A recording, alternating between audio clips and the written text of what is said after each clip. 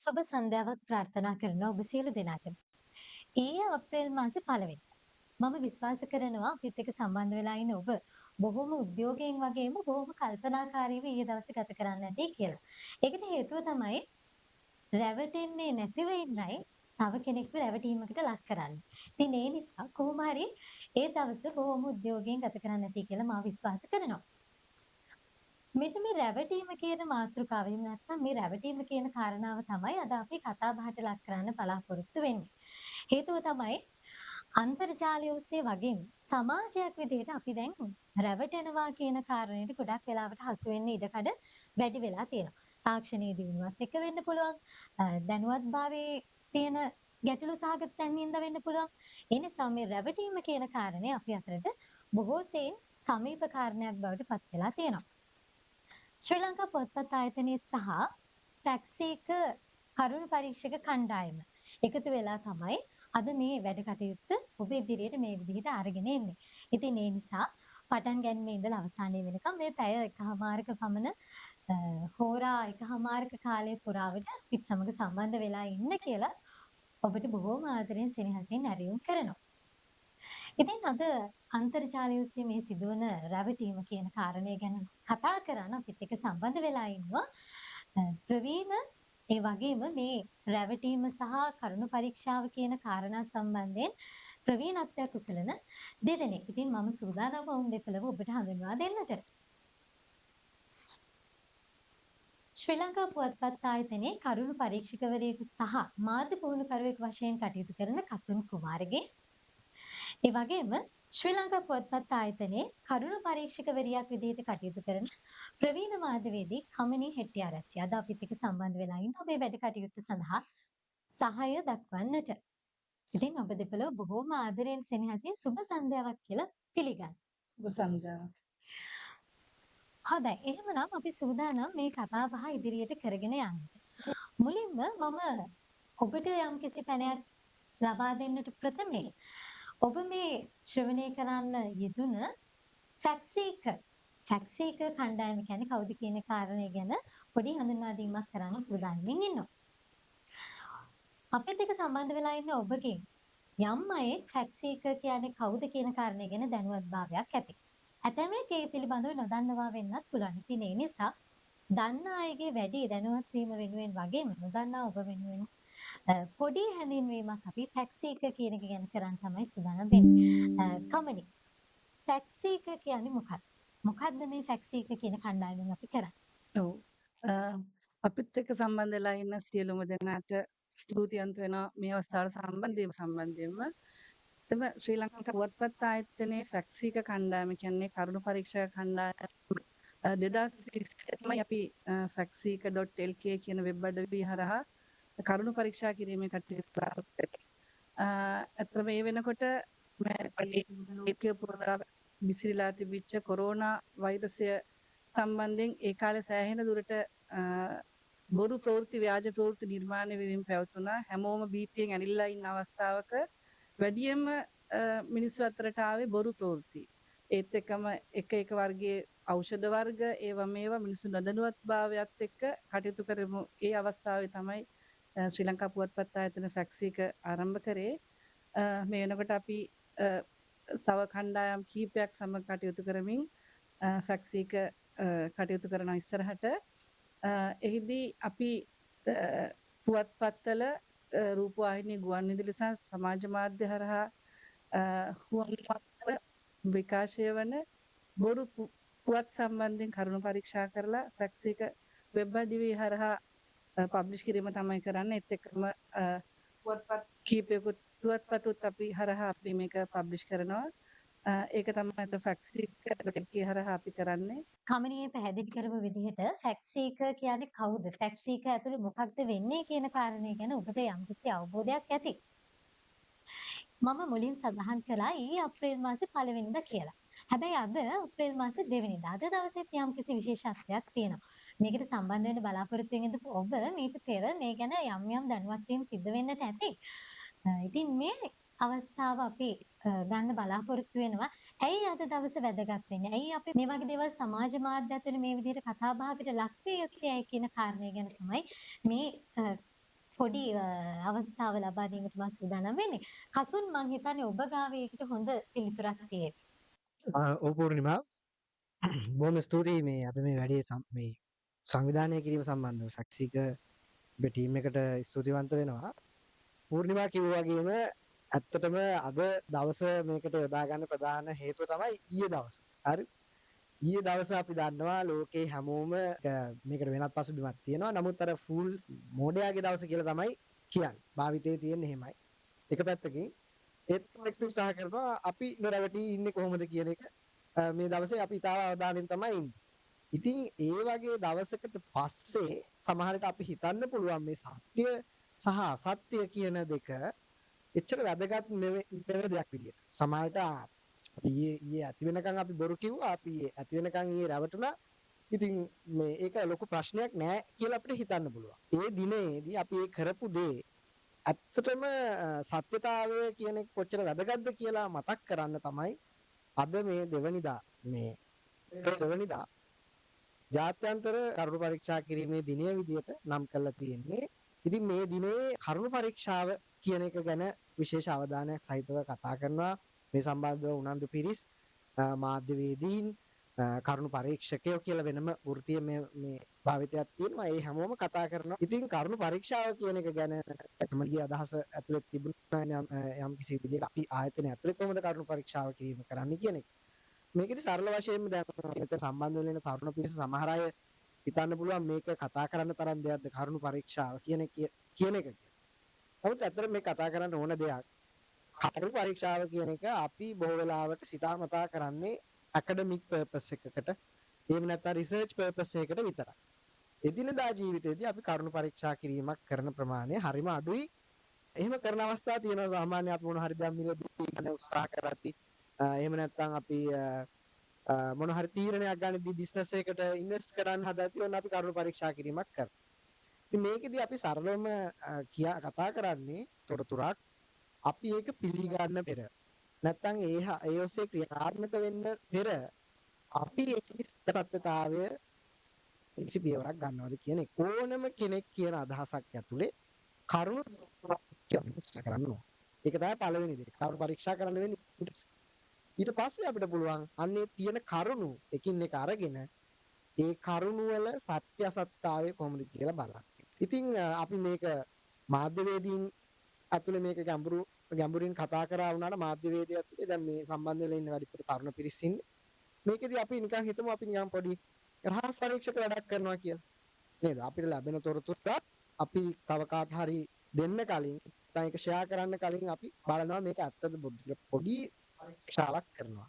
අන්න ඒ වගේ දෙයක් කිරීමේ ඇති වැදගත්කම තමයි ඇත්තටම අද දවසේ කතා කරන්නේ. ඉතින් ඒ ගැන කතා බහ කරන්න ඊයේ දිනයට සාපේක්ෂව හොඳම දවස අද කියන එක තමයි පූර්ණිමා මම ඒකට හේතුව තමයි දැන් අර කිව්වත් වගේ අපි රැවටෙනවනේ. මොනවද මේ රැවටෙන්න හේතු වෙලා තියෙන්නේ? ඔබ දන්නවද? සාමාන්‍යයෙන් ජීවිතේ අපි අපේ සමීපතමයන් අතරේ රැවටීමකට ලක් වෙනවට වැඩිය සමාජයක් විදිහට අපි රැවටෙනවා කියන කාරණය ඊටම බරපතල තත්ත්වයක්. ඒකට හේතුව තමයි දේශපාලනික වශයෙන් ආර්ථික වශයෙන් මේ වගේ හැම පැතිකඩක් ඔස්සේම අපි බැලුවහම රැවටෙනවා කියන කාරණේ ඇතුලේ තමයි මේ හැම දෙයකම ගලා යෑමක් තියෙන්නේ. ඔබ හොඳින්ම සමාජය අධ්‍යයනය කරන පිරිසක්. ඔබ හොඳින්ම මේ සමාජයත් එක්ක ගනුදෙනු කරන පිරිසක්. ඉතින් ඒ නිසා ඔබ හොඳින්ම දන්නවා අපි මොනතරම්නම් රැවටීම් වලට හසු වෙලා තියෙනවාද කියන කාරණේ. කෙසේ නමුත් මේ රැවටෙන්න ගොඩක් වෙලාවට බලපාන්නේ ප්‍රවෘත්ති. එහෙම නැත්නම් පුවත්. බොරු පුවත් සහ සත්‍ය පුවත් කියලා දෙකොටසක් හැදෙන්න හේතු වෙලා තියෙන්නේ මෙන්න මේ රැවටීම කියන කාරණේනේ.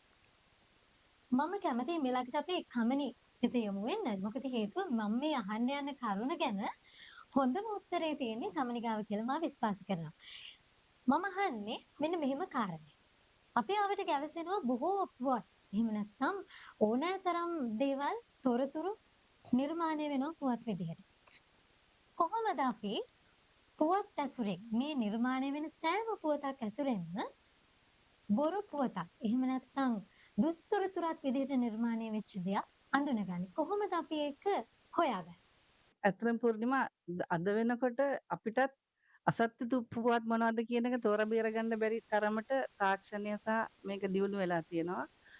සාමාන්‍යයෙන් අපි ඉස්සර ගුවන්විදුලිය පුවත්පත සහ රූපවාහිනියට අපි ප්‍රවෘත්ති අහන්න බලන්න නැඹුරු වෙලා තිබුණ කාලෙක දැන් සමාජ මාධ්‍ය හරහා නිරන්තරයෙන් අපිට පුවත් හුවමාරු වීම නිසා හැමතිස්සෙම අපිට ප්‍රවෘත්ති තමයි අපිට අතට හම්බ වෙන්නේ. එතකොට අපි මෙතනේ කෝකද ඇත්ත ප්‍රවෘත්තිය මොකද්ද බොරු ප්‍රවෘත්තිය මොකද්ද කියන එක අපිටත් හොයාගන්න බැරි වෙලාවල් තියෙනවා.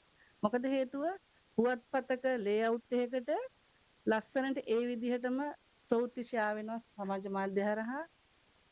වෙබ්සයිට් එකක ඒ විදිහට ඒ ටෙම්ප්ලේට් එකටම ප්‍රවෘත්ති හොමාරු වෙනවා සමාජ මාධ්‍ය හරහා. එතකොට අපිට හිතා ගන්න අමාරුයි මේක ඇත්තරම මේක පුවත්පතේ පළ වුණාද මේක ඇත්තරම වෙබ්සයිට් එකේ පළ වුණාද කියන එක අපිටත් හොයාගන්න බැරි අවස්ථාවල් තියෙනවා. හැබැයි අපි හැමතිස්සෙම ඒ අවස්ථාවල් වලදී මේකේ මූලාශ්‍රය මොකක්ද සහ කොහෙන්ද මේක මොකක් හරි හේතුවක් මතද සහ අපි අවධානයෙන් ඉන්නවා නම් අපිට ගොඩක් වෙලාවට ඒක බොරු ප්‍රවෘත්තියක් කියන එක හොයාගන්න ඉඩකඩ තියෙනවා. නමුත් අර සමාජ මාධ්‍යයේ ආගමනයත් එක්ක ඒක වැඩි වැඩියෙන් වෙලා තියෙන නිසා අපිත් ප්‍රශ්න සහගත අවස්ථාවල් වලට අපිටත් මුහුණ දෙන්න සිද්ධ වෙලා තියෙනවා. ඒ හන්දා අවධානයෙන් ඉන්න ඕනේ. හැමතිස්සෙම අපි අවධානයෙන් ඉන්න ඕනේ. අපි කොහොමද මේක බොරු ප්‍රවෘත්තියක්ද සත්‍ය දෙයක්ද කියන එක අපි හැම විටම අවධානයෙන් ඉන්න ඕනේ. හොඳයි. ඉතින් ඒ විදිහට මෙන්න මෙහිම කාරණයක් ඉදිරියට ඇවිල්ලා තියෙනවා. ඒ කියන්නේ දැන් අපි මේ සාකච්ඡාව ඉස්සරහට අරගෙන යමින් ඉන්න අතරේ මම ඔබට පුංචි මතක් කිරීමකට මේ ගමන් කරන්න කැමතියි.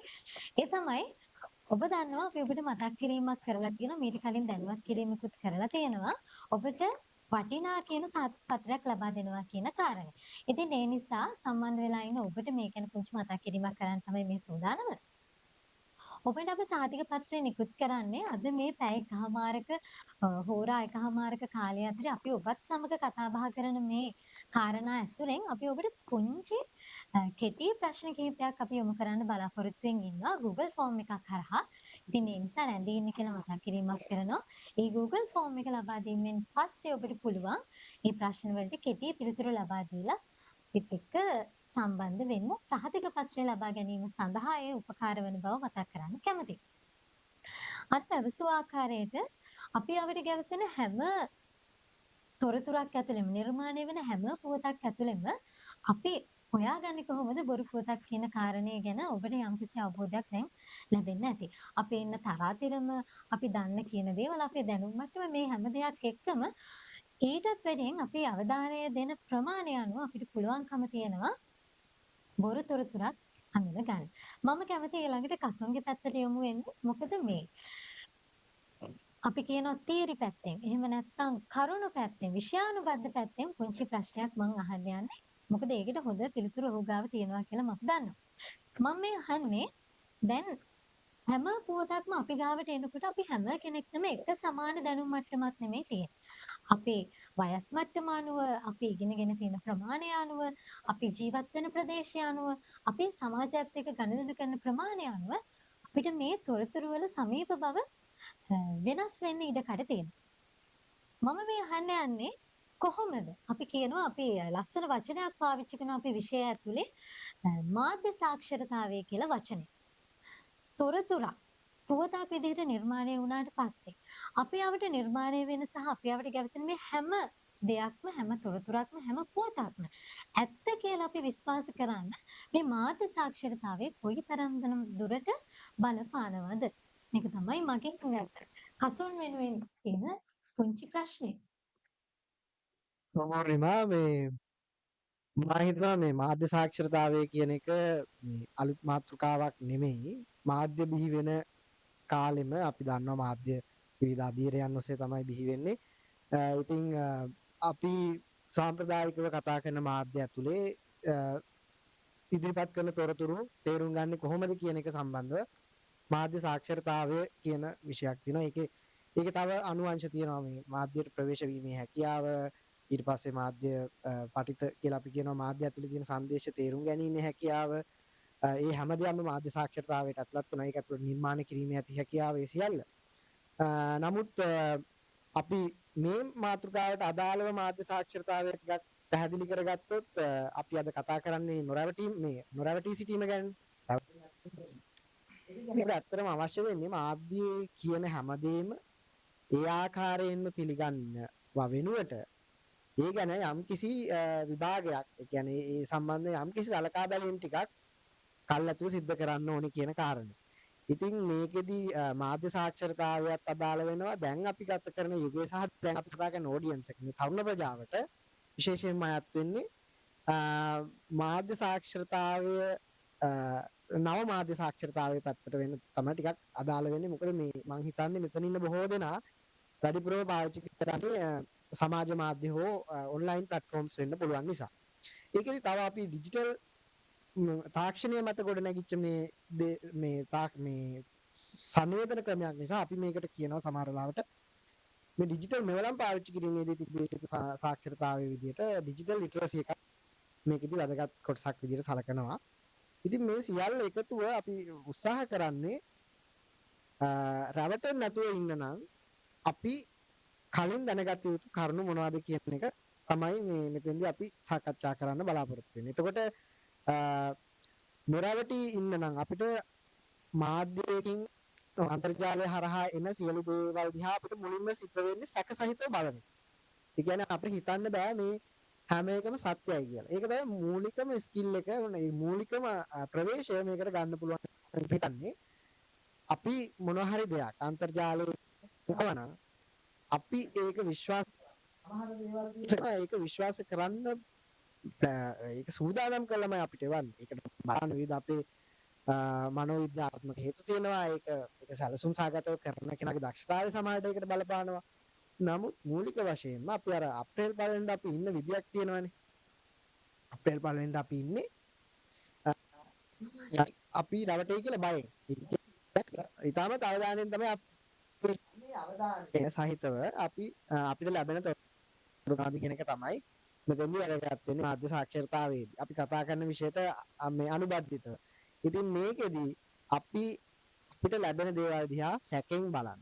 සැකෙන් බලන්න කියන්නේ අපි සාමාන්‍යයෙන් කෙනෙක් පෞද්ගලිකව මැසේජ් කරද්දී ඒ දිහා සැකෙන් බලනවා කියන එක නෙමෙයි. අපේ එදිනෙදා ලැබෙන තොරතුරු දිහා අපි පොඩ්ඩක් සැකෙන් බලන්න ඕනේ. මොකද අපි ගත කරන යුගය තොරතුරු වැඩි වශයෙන් බහුල තොරතුරු බහුලතාවයක් තියෙනවානේ. ඉන්ෆර්මේෂන් ඕවර්ලෝඩ් කියලා අපි කියනවා, ඉන්ෆර්මේෂන් ෆැටිග් කියලා අපි කියනවා. මේකෙදි වෙන්නේ අපි තරමට තොරතුරු අපිට ළඟා වෙනවා. විශේෂයෙන්ම අපි පාවිච්චි කරන ඩිවයිස් එක ඇතුලේ ස්මාර්ට්ෆෝන් එක ඇතුලේ තියෙන විවිධ ඇප්ලිකේෂන්ස් හරහා නේ අපි ස්මාර්ට් කියලා කිව්වේ ස්කීප්ක්ම මතක් කරගන්න. කීපෙම අපි පාවිච්චි කරන අතරේ අපිට ඒකේ නොටිෆිකේෂන් ගොඩාක් එදිනෙදා එනවා. ඉතින් මේ ලැබෙන තොරතුරු සියල්ල අපි හිතනවා අපි මේවා පරිභෝජනය කරන්නේ අපි මේක බලන්නෙත් නැහැ. සමහරට මේවා අපිට වැඩකුත් නැහැ කියලා අපි හිතනවා. හැබැයි මේ ස්මාර්ට්ෆෝන් පාවිච්චි කරද්දී තියෙන විශේෂත්වය තමයි අපි ඊටාම අඩු කාලයක් තුළ අපි නොදැනුවත්වම මේ තොරතුරු විශාල ප්‍රමාණයක් අපේ මනසේ තැම්පත් වෙනවා. ඒ කියන්නේ අපි ඒක සම්පූර්ණයෙන්ම කියවලා බලන්නේ නැහැ. සමහරට හෙඩ්ලයින් එක විතරයි. සමහර ලාට ඉමේජ් එක විතරයි. සමහර එක විහිළුවක් විදිහට තමයි තොරතුරු එන්නේ. ඒක විහිළුව විතරයි අපි ඔළුවට යන්නේ. ඒත් මේ විදිහට මේ ලැබෙන තොරතුරු විශාල ප්‍රමාණය අතුරින් අපි කොහොමද අපිට අදාළ තොරතුරු වෙන් කරගන්නේ? ඒ වගේම මේ ලැබෙන තොරතුරු වල තියෙන පුළුවන් වැරදි තොරතුරු ෆිල්ටර් කරලා සත්‍ය තොරතුරු විතරක් ලබා ගන්න කියන එකට ප්‍රවේශ වෙන්න මාධ්‍ය සාක්ෂරතාවය වැදගත්. ඉතින් ඒකෙදි මුලින්ම මම කරන යෝජනාව තමයි කරුණු පරීක්ෂා කිරීම සඳහා ඕන තරම් ක්‍රම ප්‍රවේශ ලබා ගන්න පුළුවන්. මුලින්ම ලැබෙන තොරතුරු දිහා සැකෙන් බලන එක වැදගත් හොඳයි. මම හිතන්නේ දීර්ඝ වශයෙන් ඊටම පැහැදිලි විදිහට ඒ උත්තරේ ඔබට ලැබෙන්න ඇති. මොකද ඒක විෂයානුබද්ධව යන කාරණාවක් නිසා විශ්වවිද්‍යාලවල ඉගෙන ගන්න ඔබටත් ඒ කරුණ ඊටම වැදගත් වේ ඔබේ ඉගෙනීම් කටයුතු වලට. ඒ නිසා මම විශ්වාස කරනවා මේ වැඩසටහන බොහොම හරවත් විදිහට ඔබ වෙත අරගෙන එන්න අපිට හැකියාව තියෙයි කියන කාරණය. ජීවිතේ අපි ගොඩක් වෙලාවට රැවටීම කියන දෙයට ලක් වෙනවනේ. එතකොට රැවටෙන එක අපිට සමහර වෙලාවට ලැජ්ජාවට කාරණයක් වෙන්න පුළුවන්. මම හිතන්නේ කසුන් ඔකට මීට ඉහතදී බොහොම අපූර්වට උත්තරයක් ලබා දුන්නා.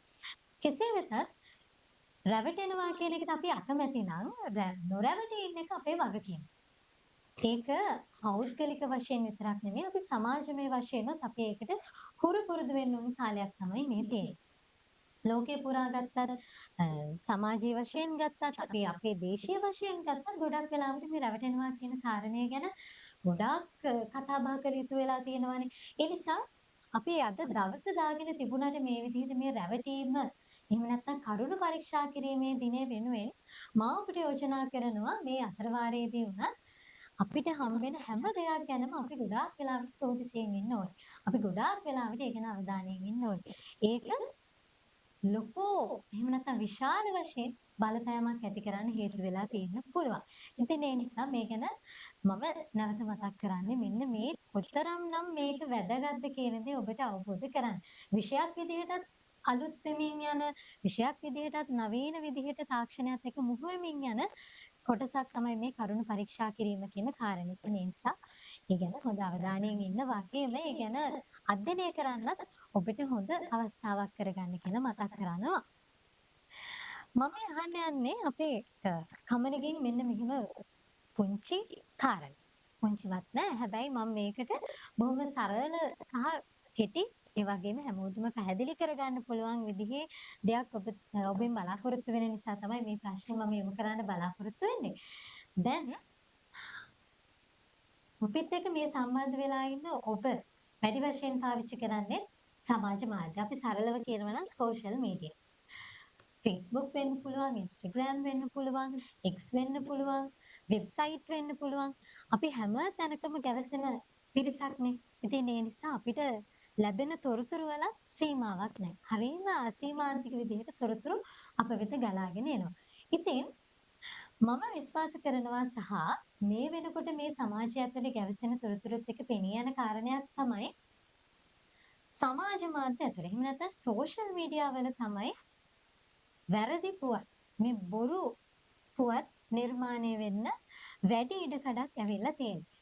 ඇයි මේ බොරු පුවත් නිර්මාණය වෙන්න සමාජ මාධ්‍යෙම මේ තරම් හේතුවක් වෙලා තියෙන්නේ? නැත්නම් ඒ අපි කියන platform එක කියමු සමාජ මාධ්‍ය කියන කොටසම ඇයි භාවිතා කරන්න උත්සාහ කරලා තියෙන්නේ මේ වැරදි තොරතුරු නිර්මාණය කරන්න?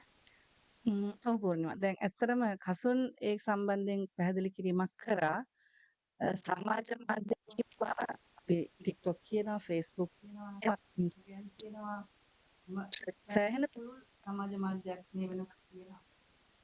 ඒත් එක්කම හැම කෙනෙක් අතේම ස්මාර්ට්ෆෝන් එකක් තියෙනවා. ස්මාර්ට්ෆෝන් එක අතේ තියෙන දවස් වෙනකන් ගෙවල් වල මං හිතන්නේ ගෙවල් ඇතුලේ ප්‍රශ්න සමහරලාට සමාජ මාධ්‍ය කොච්චරවත් ඉන්නකොට එහෙම කාලයකට අපි ඇවිල්ලා තියෙනකොට හැමතිස්සෙම අපි ඉන්නේ ඒකත් එක්කමනේ.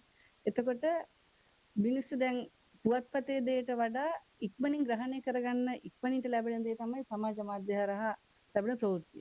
එතකොට සමහර වෙලාවට දේශපාලනික වශයෙන් හේතුවක් ඇතුව වෙන්න පුළුවන්. නැත්නම් වාණිජමය අරමුණක් නිසා වෙන්න පුළුවන්. එහෙම නැත්නම් නිකන් විනෝදාස්වාදය සඳහා වෙන්න පුළුවන්. Tamanට ලැබෙන ප්‍රවෘත්තිය එසැනින් ෂෙයා කිරීම නිකන් දැන් ට්‍රෙන්ඩ් එකක් වගේ වෙලා තියෙනවා. ඒක තමයි මම හිතන්නේ සමාජ මාධ්‍ය හරහා බොරු පුවත් පැතිරෙන්න හේතු වෙලා තියෙන්නේ. ගොඩක් දෙනා දැන් පුවත්පතෙන් ඈත් වෙලා, ගුවන් විදුලියෙන් ඈත් වෙලා, රූපවාහිනියෙන් ඈත් වෙලා සමාජ මාධ්‍යයටම දැන් ඒගොල්ලන් අතු වෙලා තියෙන නිසා මේකෙන් යන්නේ ඇත්ත කියලා හිතාගෙන ගොඩක් වෙලාවට ඒක ඒගොල්ලන් ගන්නවා වැඩි. ඒක තමයි සමාජ මාධ්‍ය හරහා මේක ප්‍රධාන ධාරාවේ මාධ්‍ය හරහා ඒක බොරු පුවත් ප්‍රචාර වෙන්නේ නැහැ කියන එක අපිට කියන්න බෑ. අදටත් අපි මේ මොහොත වෙනකොටත් අපි ප්‍රධාන ධාරාවේ මාධ්‍යවල තියෙන ප්‍රවෘත්ති සම්බන්ධයෙන් කරුණු පරීක්ෂා කිරීම වලට ලක් කරනවා. නමුත් අර හැම දෙනාම මතේ ඒක දැනුවත්භාවයක් තියෙන අය අනිත් එක තමයි සාමාන්‍යයෙන් පුවත්පතක හරි වෘත්තීය මාධ්‍යවේදීන් කියන්නේ සාමාන්‍යයෙන් වෘත්තීය භාවයක් තිබිච්ච ඒ සම්බන්ධයෙන් අත්දැකීම් තියෙන කෙනෙක් තමයි ගොඩක් වෙලාවට ප්‍රධාන ධාරාවේ මාධ්‍යවල මාධ්‍යවේදීන් හැටියට කටයුතු කරන්නේ. ඒගොල්ලන්ට විනයක් තියෙනවා, ආචාර ධර්ම මාලාවක් තියෙනවා. ඒවත් එක්ක වැඩ කරනකොට සාමාන්‍ය බොරු පුවතක් මම දන්න විදිහෙන් බොරු ප්‍රවෘත්තියක් පහවදා පත්තරේට ගියාම ලැජ්ජයි. පොඩි ලැජ්ජාවක් වගේ හිතෙනවා. මේක බොරුවක් නේද? ඒ නිසා ගොඩක් වෙලාවට පරිස්සම් වෙනවා බොරු ප්‍රවෘත්ති පුළුවන් තරම් සත්‍ය මූලාශ්‍රත් එක්ක දෙන්න. සමාජ මාධ්‍ය තුල මේක වැඩි වෙලා තියෙන්නේ ඒක වග කියන්න කෙනෙක් නැහැ. කවුද දාන්නේ කවුද කියන්නේ කියන එක වගකීමක් නැහැ. ඒ නිසා තමයි සමාජ මාධ්‍ය හරහා මේක වැඩි වශයෙන් දැන් ප්‍රචලිත වෙලා තියෙන්නේ වැඩි වශයෙන් බොරු පුවත් ෂෙයා වෙන්න පටන් ගන්න තියෙන සමාජ මාධ්‍ය හරහා කියන දේ කියන්නේ ඔය හින්දා තමයි. හොඳයි. මම කැමති කසුන්ගේ පැත්තටත් මෙහෙමම යොමු වෙන්න. හේතුව තමයි මේ දැන් උතන කතා වෙනවනේ අපි සෝෂල් මීඩියා කියන මාතෘකාව ගැන මේකන සමා වෙන්න මට මේ මම මේ ගැන අහන්න කලින් අපිත් එක්ක සම්බන්ධ වෙලා ඉන්න ඔබට පුංචි මතක් කිරීමක් කරන්න. ඔබ විශ්වවිද්‍යාල ශිෂ්‍ය ප්‍රජාව වෙන්න පුළුවන්. සමහර විට ජනමාධ්‍ය ශාස්ත්‍රයට අවතීර්ණ වෙන්න ඉන්න කෙනෙක් වෙන්න පුළුවන්. ඔබට මේ සම්බන්ධයෙන් අද අපි මේ කරන කතා බහ ඇතුලේ තියෙනවා නම් යම් කිසි ප්‍රශ්නයක් අපේ chat box එකට එහෙම නැත්නම් අපිත් සමග සම්බන්ධ වෙලා මේ ප්‍රශ්න බෙදා හදා ගන්න පුළුවන්. අපි සූදානම්ින් ඉන්න ඔබේ ප්‍රශ්න වලට හරවත් සහ ඊටාම වැදගත් පිළිතුරු ලබා දෙන්න. අනිත් කාරණේ තමයි ඔබට පුළුවන් අවසානයේ අදහස් දක්වන්න අපේ මේ වැඩසටහන කොයි වගේද කියලා කියන්න.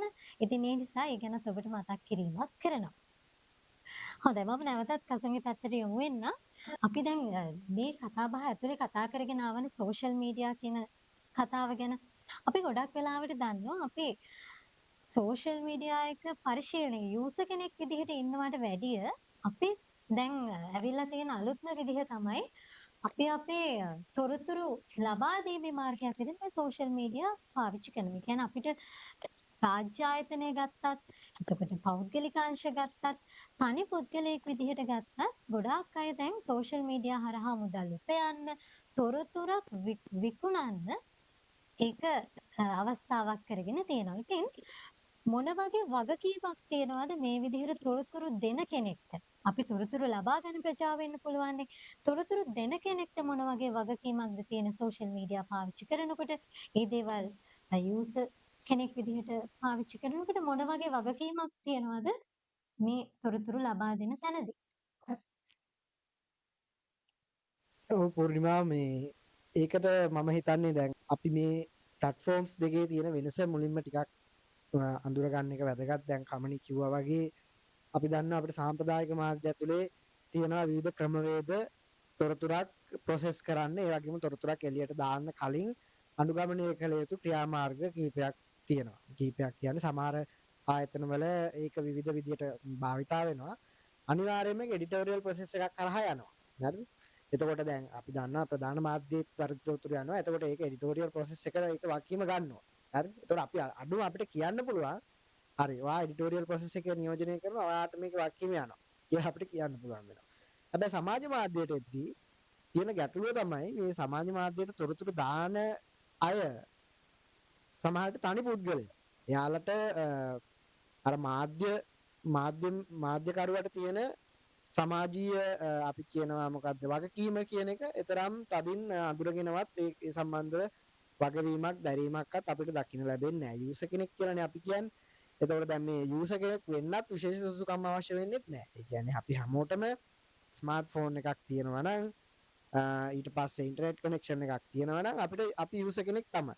හරිද? මේ ඇප් එකක් හදාගෙන ඩවුන්ලෝඩ් කරගෙන අපි ඒකට ඇක්සස් හදාගත්ත කියන්නේ අපි යූසර් කෙනෙක්.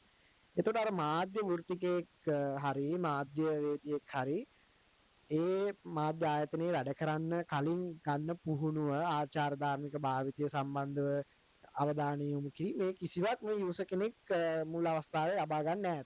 ඕන කෙනෙකුට account එකක් හදා ගන්න පුළුවන්. ඉතින් ඒක නිසා මේක ඇතුලේ අපි ඔය කියනවා මේ misinformation කියන වර්ගය. ඒ කියන්නේ තොරතුරක් සත්‍ය සත්‍යතාවය බලන්නේ නැති නිසා වෙදාහරීමට පෙර ඒක බලන්නේ නැති නිසා අත්වැරදීමක් විදියට තොරතුරු වැරදි තොරතුරු ගොඩක් ප්‍රමාරු වෙනවා. ඉතින් මේක ගොඩක් සිද්ධ වෙන්නේ යූසර් කෙනෙක් එයාලා තොරතුරු වල සත්‍යතාවය ගැන විශේෂ අවධානයක් යොමු කරන්නේ නැතුව Tamanට ලැබෙන තොරතුරු ප්‍රමාරු කිරීම නිසා. දැන් අපි මේ යූසර් කෙනෙක් විදියට මොනවද කරන්න ඕනේ? දැන් මෙතන අපිත් එක්ක සම්බන්ධ වෙලා ඉන්න පිරිස උනත් අහනවා නම් මේ වැඩසටහනෙන් අපි ගන්න ඕන මොකක්ද? අපි මොකද්ද කරන්න ඕන? එච්චර කියන මේ ගැටලුවට අපි මොකද්ද කරන්න ඕනේ කියන එක හිව්වොත් අපි දන්නවනේ අපි සමාජයේ ජීවත් වෙද්දී අපි කාට හරි මොනවා හරි කියද්දි පොඩි වගකීමක් දරනවා නේද? අපි සිටිසන් කෙනෙක්. ඒතකොට අපි එදිනෙදා මොනවා හරි කෙනෙක්ට මොනවා හරි කියද්දි ඒකේ වගකීම අපි තබාගෙන තමයි කියන්නේ. දැන් අපි කියන්නේ නැහනේ අපි හිතමු අපි මේ දවස්වල ඔන්න ඩිස්කවුන්ට් තියෙන අවුරුද්ද නේද?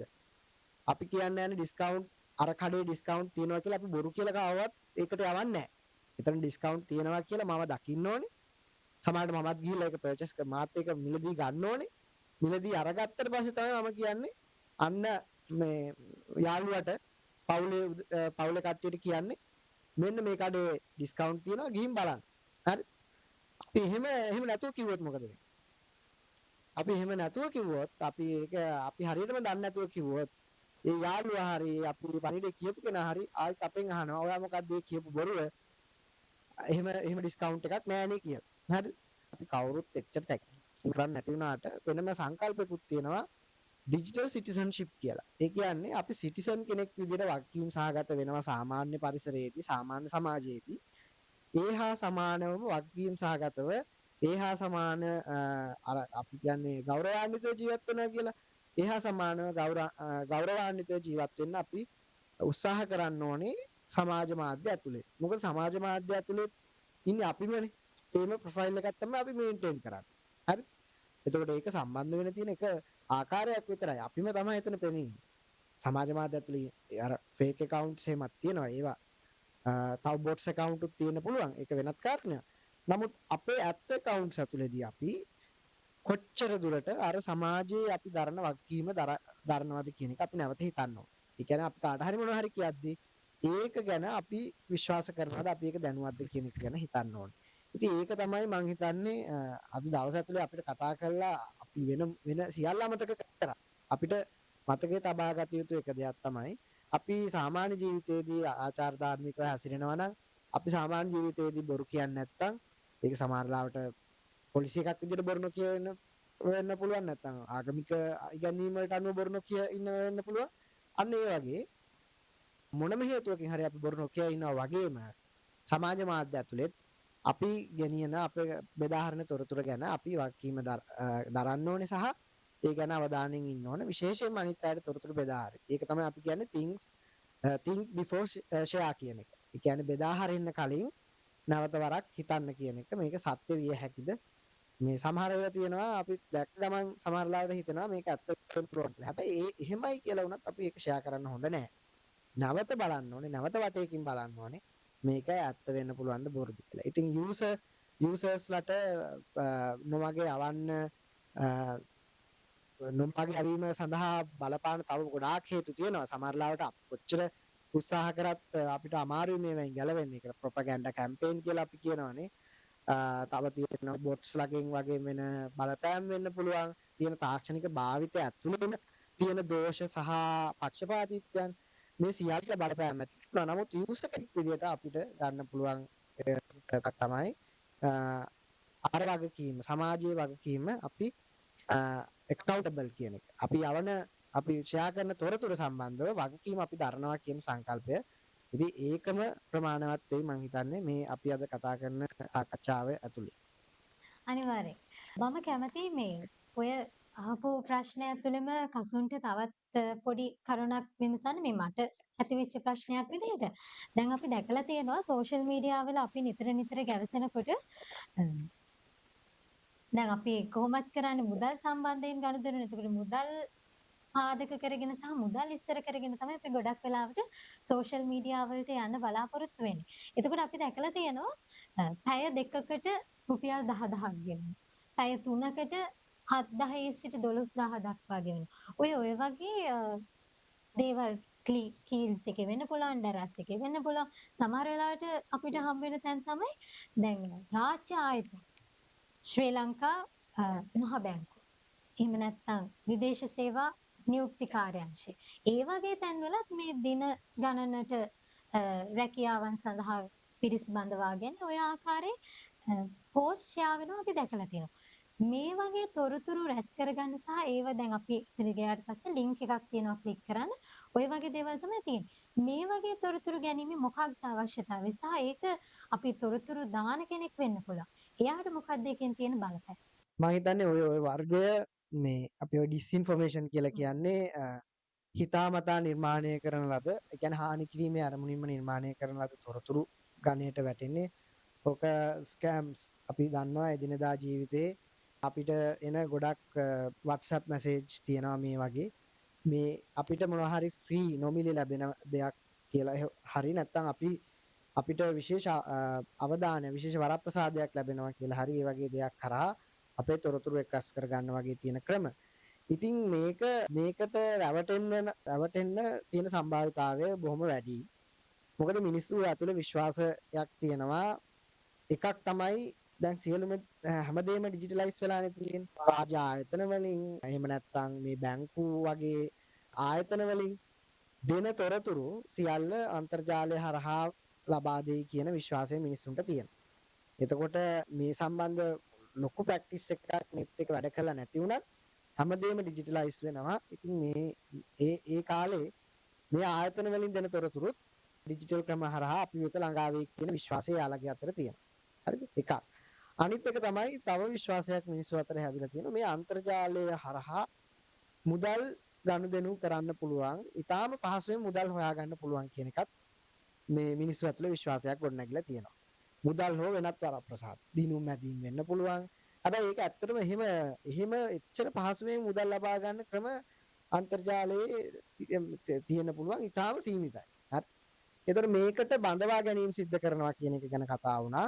බඳවා ගැනීම කරන්න රෙජිස්ටර් වෙන්න පුළුවන් කියලා. මේක WhatsApp කරා ගොඩාක් උහුමාරුන තොරතුරක්. ඒතකොට මේ හදන කෙනා අර බැංකුවේ වෙබ්සයිට් එක වගේම වෙබ්සයිට් එකක් නිර්මාණය කරලා ඒකේ තියෙන ලෝගෝස් ඒ හැමදේම දාලා මේක නිර්මාණය කරලා මැසේජ් එක ලැබෙන යූසර්ව කොළඹවා ගන්නවා. ඒ ලින්ක් එක ක්ලික් කරලා ඒ තොරතුරු ඒක ඇතුලේ තියෙන්න පුළුවන් විවිධ ක්‍රම.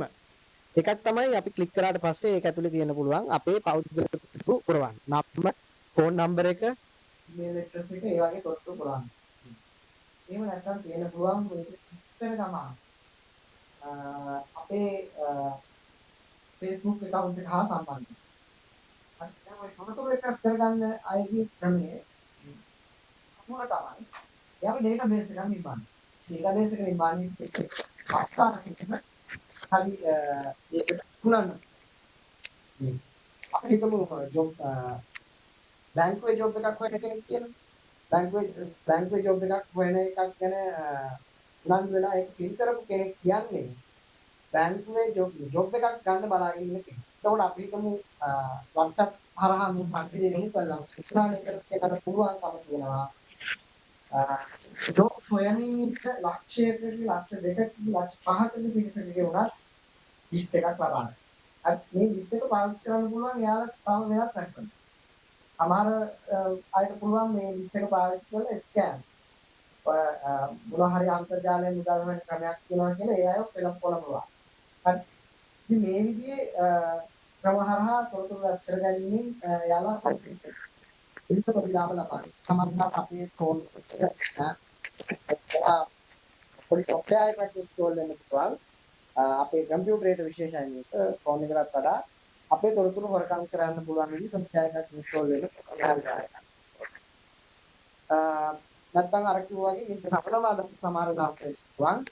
මේ කෙනාට තොරතුරු මේ කෙනාට ඒ වෙබ්සයිට් එකට ගෙන්වා ගැනීම ප්‍රාථමික අරමුණ වෙන්නත් පුළුවන්. මේක නිර්මාණය කරන කෙනාගේ අරමුණ ඒක වෙන්නත් පුළුවන්. ඉතින් මේ ආදී වශයෙන් ගොඩාක් හේතු තියෙනවා.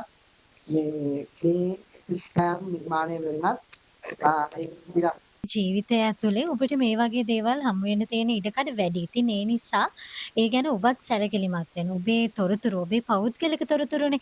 ඉතින් ඒ නිසා ඒවා ඒ වගේ ප්ලැට්ෆෝම් එකක පාවිච්චි කරනකොට නොදන්නා කෙනෙක් අතට යනකොට කොච්චර ඒක ඇතුලේ බලපෑමක් තියෙනවද කියන එක සහ ඒ බරපතලකම කොච්චරක් තියෙනවද කියන එක ගැන මදක් විමසලා බලන්න.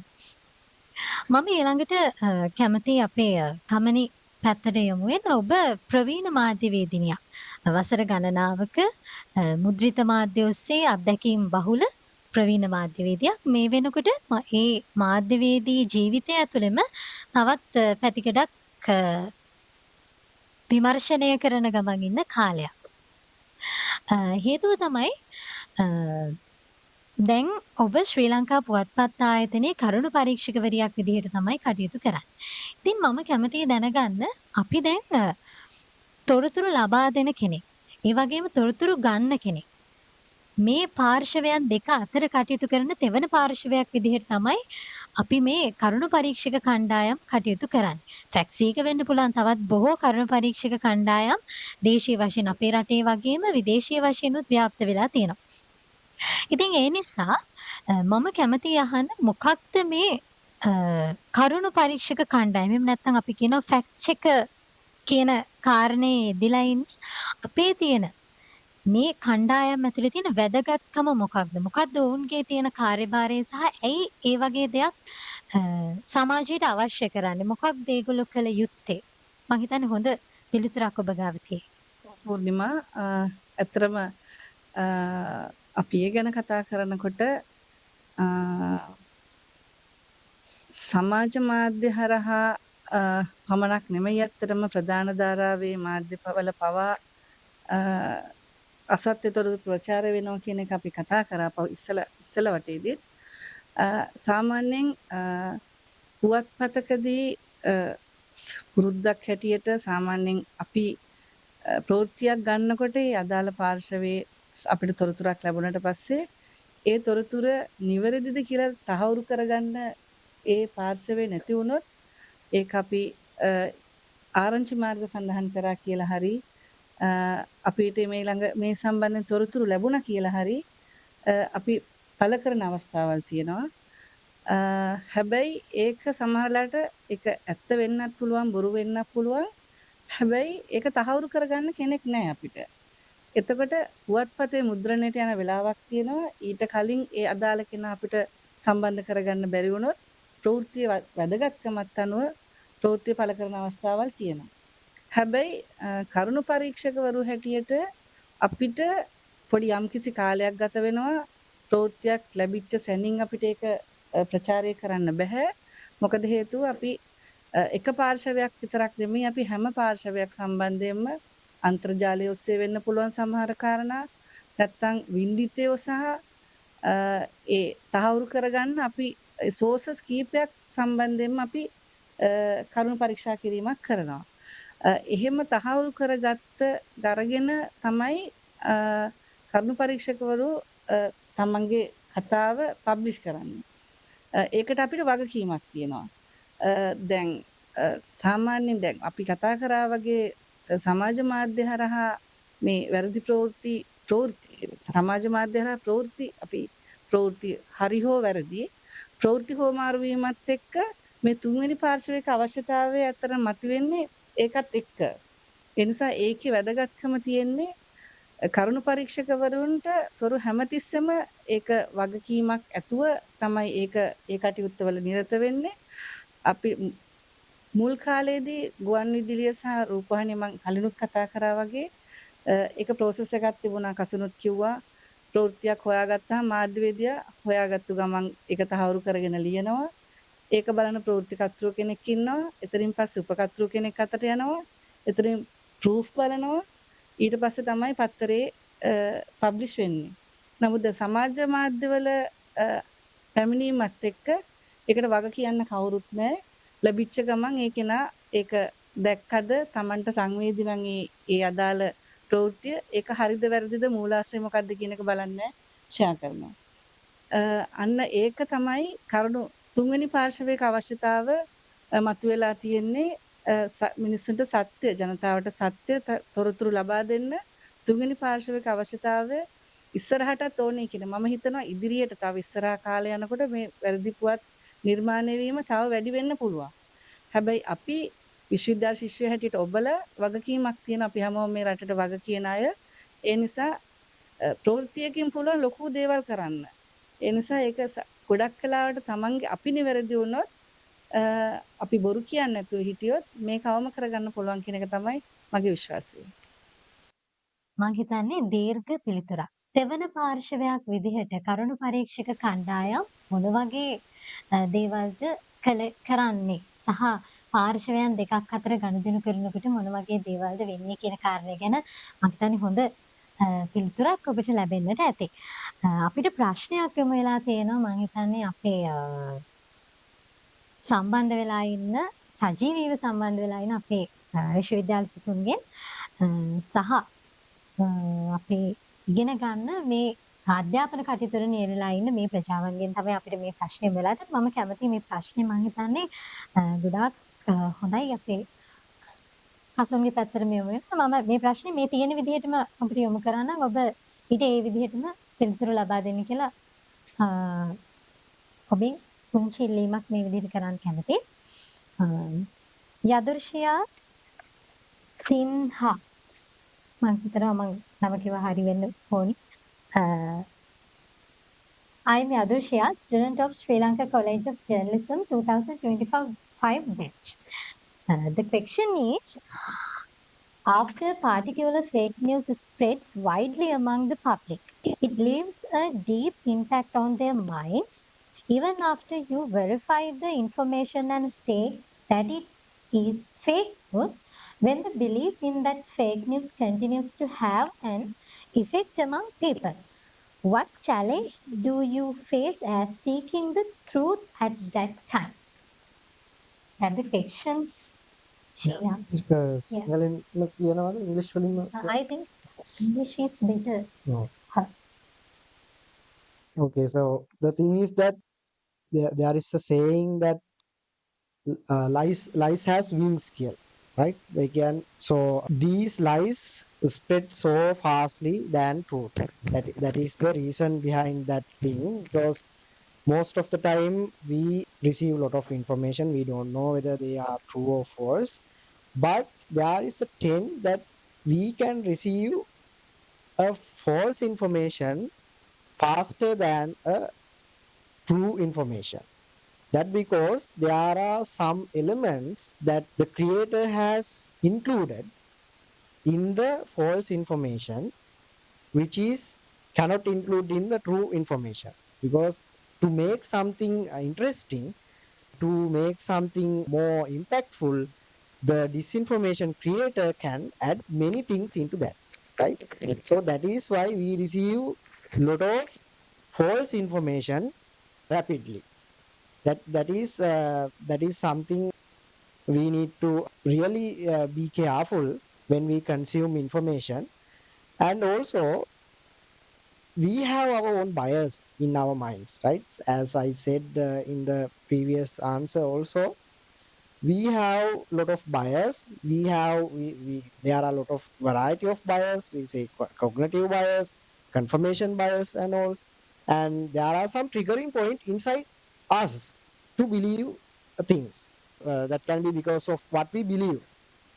If that the information is correctly aligned with what we believe, we definitely tend to believe that information. So the lie spread so fast, no one has control on it most of the time.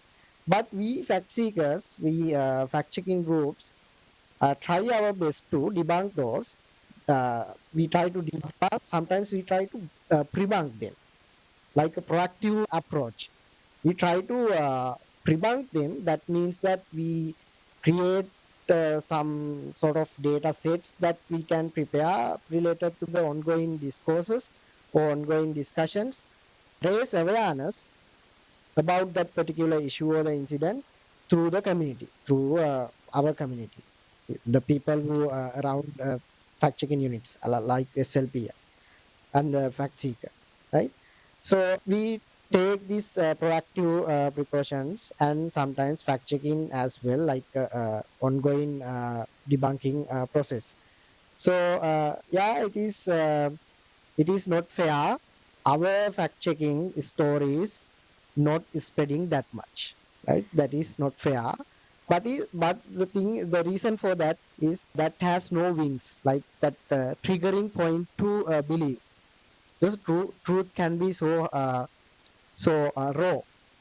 That has no nice element to add, right? true is true. That is the reality. The reality is not nice always. So that is why we have this challenge. So but we are not uh, retreat. We are always trying to do our best in terms of checking the facts, in terms of investigating the source, and also share what we do, share what we check daily basis. So yes, Yadusha, the challenge is there, but we're trying our best to යදුෂ අහලා තිබුණු ප්‍රශ්නේ ඉතාම වැදගත් මම හිතන්නේ. මොකද අපි අසත්‍ය තොරතුරු විශාල ප්‍රමාණයක් අපිට ලැබෙනවා සහ අපි ඒකට එරෙහිව කටයුතු කිරීමත් කරනවා. ඉතින් මේකෙදි අහන ප්‍රශ්නය තමයි ඇයි මේ ලැබෙන තොරතුරු මේ ලැබෙන අසත්‍ය තොරතුරු ඉතා වේගයෙන් සහ ඉක්මනින් අපිට ලැබෙනවා. නමුත් අපි ඒක චෙක් කරලා අපි එළියට දාන තොරතුරු එතරම් ඉක්මනින් ප්‍රචාරය වෙන්නවත් සත්‍ය ජනගත වීමවත් වෙන්නේ නැහැ කියන කාරණේ ඒ සම්බන්ධව අපිට තියෙන අභියෝගයක් තියෙනවා නේද කියන එක සහ අපි කොහොමද මේ අභියෝගයට මුහුණ දෙන්නේ කොහොමද කියන කාරණේ. ඉතින් ඇත්තටම මේක අභියෝගයක් තමයි. ඒකට මම හේතු කීපයක් කිව්වේ. මේ තොරතුරු අපිට ලැබෙන අසත්‍ය තොරතුරුක් නම් ඒ අසත්‍ය තොරතුරට අසත්‍ය වෙන්නේ සහ ඒක තවත් ඉන්ටරෙස්ටිං විදියට තමයි අපිට ඉදිරිපත් කරන්නේ. ඒ කියන්නේ ඒක අසත්‍ය වෙනවා වගේම අපිව මේ පොළඹවන්න පුළුවන් ඕනෑම ආකාරයේ කෑලියකට ඇතුළත් කරගන්න පුළුවන්. ඕනෑම ආකාරයේ ගුණාංග නේද? ඒ සමහරට ඒකේ හෙඩ්ලයින් එක වෙන්න පුළුවන්. ඇයි මේක ඇත්ත නෙමෙයිනේ. අපිට ෆැබ්‍රිකේට් කරන්න පුළුවන්. අපිට ගොතන්න පුළුවන්. ඒ වගේ අපිට අපිව පොළඹවන්න පුළුවන් විදිහේ දේවල් ගොඩක් මේ තොරතුරේ ඇතුළත් වෙන්න පුළුවන්. ඉතින් මේ හේතුව නිසා මේ අසත්‍ය තොරතුර විශාල වේගයකින් විශාල පරාසයක් පුරා වමාරු වෙනවා. ඉතින් ඇත්ත තොරතුර ගත්තම දැන් අපි මේක කරුණු පරීක්ෂා කරලා ඉදිරිපත් කරන තොරතුරු තියෙනවානේ. ඒ තොරතුර අර වගේ ලස්සන නෑ. ඒ තොරතුර හරිම අමුයි. ඒ කියන්නේ අපි කිව්වේ ඒ තොරතුර රියැලිටි එකනේ යථාර්ථයනේ. යථාර්ථය අර වගේම සුන්දර නොවෙන්න පුළුවන්. අසත්‍ය තොරතුරේ කියනවා වගේ අපිට බලපෑම් කරන්න තරම් වැදගත් දෙයක් ඒකේ නැති වෙන්න පුළුවන්. හරි.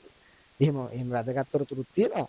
නමුත් මම කියන්නේ අපි මේ තොරතුර මේ කරුණු පරීක්ෂා කරලා එළියට දාන දේ සත්‍ය අර තරම් ඉන්ටරෙස්ටිං සිත් අද ගන්නාසුළු ආකර්ශනීය තොරතුරක් නොවෙන්න පුළුවන්. ඒ නිසා ඒක අර තරම් ඉක්මනට සාමාන්‍ය ජනතාව අතරට ළඟා වෙන්නෙත් නැහැ. සත්‍ය තරම් බලපෑමක් අර අසත්‍ය තොරතුර තරම් බලපෑමක් ඇති කරන්නේත් නැහැ. ඒක ඇත්ත. නමුත් අපි ඒ සම්බන්ධව ඉතින් අපිට පුළුවන් හැම ක්‍රියාමාර්ගයක්ම ගන්නවා බෙදා හැරීම සම්බන්ධව කරුණු ඉක්මනින් පරීක්ෂා කිරීම සම්බන්ධව. මොකද මේ පරීක්ෂා කරන්නත් වෙලාවක් යනවනේ. ඒ වෙලාව ඇතුලේ සමහර විට මේ තොරතුර පිළිණු වෙන්න පුළුවන්. පරණ තොරතුරක් බවට පත් වෙන්න පුළුවන්. නමුත් ඒ හැමදේම එහෙම වුණත් අපි උත්සාහ කරනවා අපේ පුළුවන් උපරිමයෙන් මේ තොරතුරු ඉක්මනින් පරීක්ෂා කරලා බෙදා හරින්න. ඕනෑම ෆැක්ට් චෙකර් කෙනෙක් එහෙමයි. අපි විතරක් නෙමෙයි ඕනෑම ෆැක්ට් චෙකර් කෙනෙක් එහෙමයි ලංකාවේ ලෝකේ. ඒක තමයි ස්වභාවය. ඉතින් ඊට අමතරව අපි කරනවා මේ ප්‍රිබැංකින් කියලා එකක්. ඒ කියන්නේ අපි අසත්‍ය තොරතුරු ඉදිරියේදී ෂෙයා වෙන්න පුළුවන් අසත්‍ය තොරතුරු මොනවද කියලා කල්ැතුව අනුමාන කරලා අපි ඒව බෙදා හැරීමත් සිද්ධ කරනවා. එතකොට ඒක අපි කල්ැතුව ගන්න ලබන ක්‍රියාමාර්ගයක්. මොකද අපිට කරන්න පුළුවන් සීමාවේ අපි ගන්න පුළුවන් බොහෝ ක්‍රියාමාර්ග අපි ගන්නවා කියන එක තමයි මම ඉතින් දීපු උත්තරේ. හොඳයි මම හිතන්නේ මේ ප්‍රශ්නේ ඉතාම වැදගත්. ඒ නිසා තමයි අපි ඇගේ පැහැදිලි කිරීම සඳහා වගේම සම්බන්ධ වෙලා ඉන්න අනිකුත් ඔබේ පැහැදිලි කිරීම වෙනුවත් මේ වගේ කාලයක් වෙන් කරන්න බලාපොරොත්තු වෙන්නේ. මම කැමති කමිනි පැත්තට යමු වෙන්න. දැන් මේ දවස්වල වැඩි වශයෙන් අපි දැකලා තියෙනවා දේශපාලනික වශයෙන් වෙන්න පුළුවන්, සමාජීය වශයෙන් වෙන්න පුළුවන්. බොහෝ ප්‍රවෘත්ති නිර්මාණය වෙනවා. අපිත් මේ දේවල් ගැන ලොකු විශ්වාසකින් ගොඩාක් බලාපොරොත්තු තියාගෙන මේ වගේ දැන් මේ යන කාල පරාසයක් තමයි තියෙන්නේ. මේ දින වෙනකොට මේ වර්තමාන කාලේ එහෙම නැත්නම් මේ කාල පරාස මේ පහුගිය කාලය ඇතුළත ෆැක්සීක විදිහට ඔබ අතර සංසරණය වෙච්ච ගොඩාක් වශයෙන් ව්‍යාප්ත වෙනවා ඔබ දැක්කේ දේශපාලනික වශයෙන් දේවල් එහෙම නැත්නම් සමාජීය වශයෙන් ඔය අපි කියනවා මෘදු පුවත් ගණයේ කාගේ හරි සංවේදී පුවත් විදිහට ගොඩක් වෙලාවට වැරදි තොරතුරු නිර්මාණය වෙලා තියෙනවා කියලා ඔබ දැක්කේ. අතරම පූර්ණිමා ඒක අපි අවුරුදු ගාණක් තිබිච්ච පාලනයක් සමාවෙන් අපි නෙමෙයි රටේ බලාපොරොත්තු තිබුණා නව පාලනයක් අවශ්‍යයි කියන එක. එතෙන්දී පාර්ලිමේන්තු ජනාධිපතිවරණයක් මහා මැතිවරණයක් පැවැත්වුණා. ඒ කාල සීමාවෙදී ගොඩක් වෙලාවට දේශපාලන පුවත්වල සෑහෙන දේවල් බොරු ප්‍රවෘත්ති තමයි අපි අතර හැමදෙස්සම නිතරම හම්බ වුණේ. සමහර දේවල්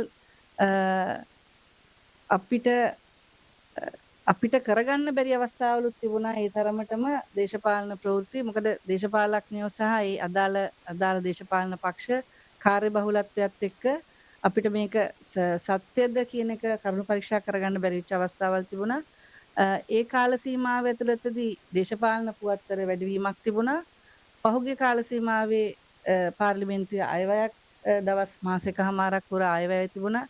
ඒ කාලෙදී අයවැයට අදාළ ඒ කරුණු පරීක්ෂා කිරීම අපි ඒ පරීක්ෂා කිරීම කරා.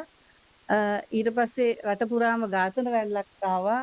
ඒ ඝාතන රැල්ලත් එක්ක ඒ හරහත් වැරදි ප්‍රවෘත්ති ප්‍රචාරය වුණා. ඒත් එක්ක මතක ඇති AI කියන එක, කෘත්‍රිම බුද්ධිය කියන එක, ඒ හරහා නිර්මාණය වෙච්ච ගොඩක් වැරදි ප්‍රවෘත්ති අපි ග්‍රහණය කරගෙන තිබුණා. ඒවත් එක්ක දැන් ඒක කාලෙන් කාලට වෙනස් වෙන අවස්ථාවල් තියෙනවා. දැන් ඉස්සරහට පළාත් පාලන මැතිවරණයක් එනවා. ඒ සාමාන්‍ය පළාත් පාලන මැතිවරණ නම් ඒ තරම් උණුසුම් ස්වභාවයක් දක්වන්නේ නැහැ. නමුත් දැන් මේ වෙනකොට අපිට මේ අවස්ථාව වෙනකොට වැඩි වශයෙන්ම AI නිර්මාණ තමයි ගොඩක් කරලා මේ දවස්වල අපිට ලැබෙන්නේ අසත්‍ය තොරතුරු හැටියට. ඒ සීමා කරන්නට නොහැකි වූ තැන නිර්මාණය වුණු දෙයක් තමයි කෘත්‍රිම බුද්ධිය කියලා කියන්නේ. ඉතින් කෘත්‍රිම බුද්ධියත් එක්ක ගනුදෙනු කරනකොට ඔබ බොහොම ප්‍රවේශම් විය යුතුයි. ඔබේ තොරතුරු, ඔබේ ඡායාරූප ඔබ සමාජ මාධ්‍යවල බෙදා හරිනවා. මේ දේවල් ඇතුලේ ඔබේ තොරතුරුත් යම්කිසි තැනකදී වෙනත් අයෙකුගේ අතට පත් වෙන්න තියෙන ඉඩකඩ වැඩි සහ ඒ වෙනුවෙන් ක්‍රියා කරන්න ඔබට තියෙන අවස්ථාව අඩු වෙන්න පුළුවන්. මේ කාරණේ මම මතු කරේ අපිට සම්බන්ධ වෙලා ඉන්න තවත් අයෙක් යොමු කරලා තියෙනවා ප්‍රශ්නයක්. මම ඒක ඒ විදිහටම යොමු කරන්න. මම හිතනවා මේ කසුන්ට තාම සුදුසු පැනයක් වේවි කියලා පිළිතුරු ලබා දෙන්න. මෙන්න මෙහිම තමයි ප්‍රශ්නය. හර්ෂි තමයි අපිට මේ ප්‍රශ්නේ යොමු කරන්නේ. ඇය විශ්වවිද්‍යාල උපාධි අපේක්ෂිකාවක් විදිහට තමයි සම්බන්ධ වෙලා ඉන්නේ. ප්‍රශ්නය තමයි සමාජ මාධ්‍ය හා දුස්තොරතුරු ගැන කතා කරද්දී මතුවෙන කාරණයක් තමයි සමාජ මාධ්‍ය වාරණය සහ නියාමනය කියන්නේ. එතනදී ඔබ යෝජනා කරන්නේ කුමන ක්‍රමයක්ද? ඊට හේතුව මොකක්ද? සමාජ මාධ්‍ය වාරණය සහ නියාමනය ගැන තමයි ප්‍රශ්නේ අහලා තියෙන්නේ. මම අර කෘත්‍රිම බුද්ධිය ගැන සඳහන් කරේත් මෙන්න මේක ගොඩක් මේ දෙක අතර සම්බන්ධතාවයකුත් හැදෙන්න ඉඩකඩ ඉස්සරහට අවශ්‍ය වෙන බව පෙනී යන නිසා. පූර්ණිමා ඉතාම වැදගත් ප්‍රශ්නයක්. ඒ කියන්නේ මේ අපි දැන් මේ කතා කරන මාතෘකාව ඔස්සේ අපි හොයාගෙන යනවනේ මේවට පිළිතුරු හොයාගෙන යද්දී එක ස්ථානයක අපිට හම්බ වෙන මේ ජංක්ෂන් මේ වැදගත් සම්දිස්ථානයක් තමයි මේ අහපු ප්‍රශ්නේ. ඒ කියන්නේ දැන් සමාජ මාධ්‍ය ඇතුලේ අපි මේ අත්දකින්න ගැටලු ටික විදිහට තියෙනවා. අපිට සමාජ මාධ්‍ය නැතුව කමියුනිකේෂන් කරන්න පුළුවන්. සමාජ මාධ්‍ය නැතුව කමියුනිකේෂන් අපිට කරන්න ආයිත් අර අපි කලින් කරා වගේ සාම්ප්‍රදායික මාධ්‍ය ඇතුලේ අපේ sannivedanaya ගෙන යනවාද කියන කාරණේ අපිට හිතන්න. හරිද?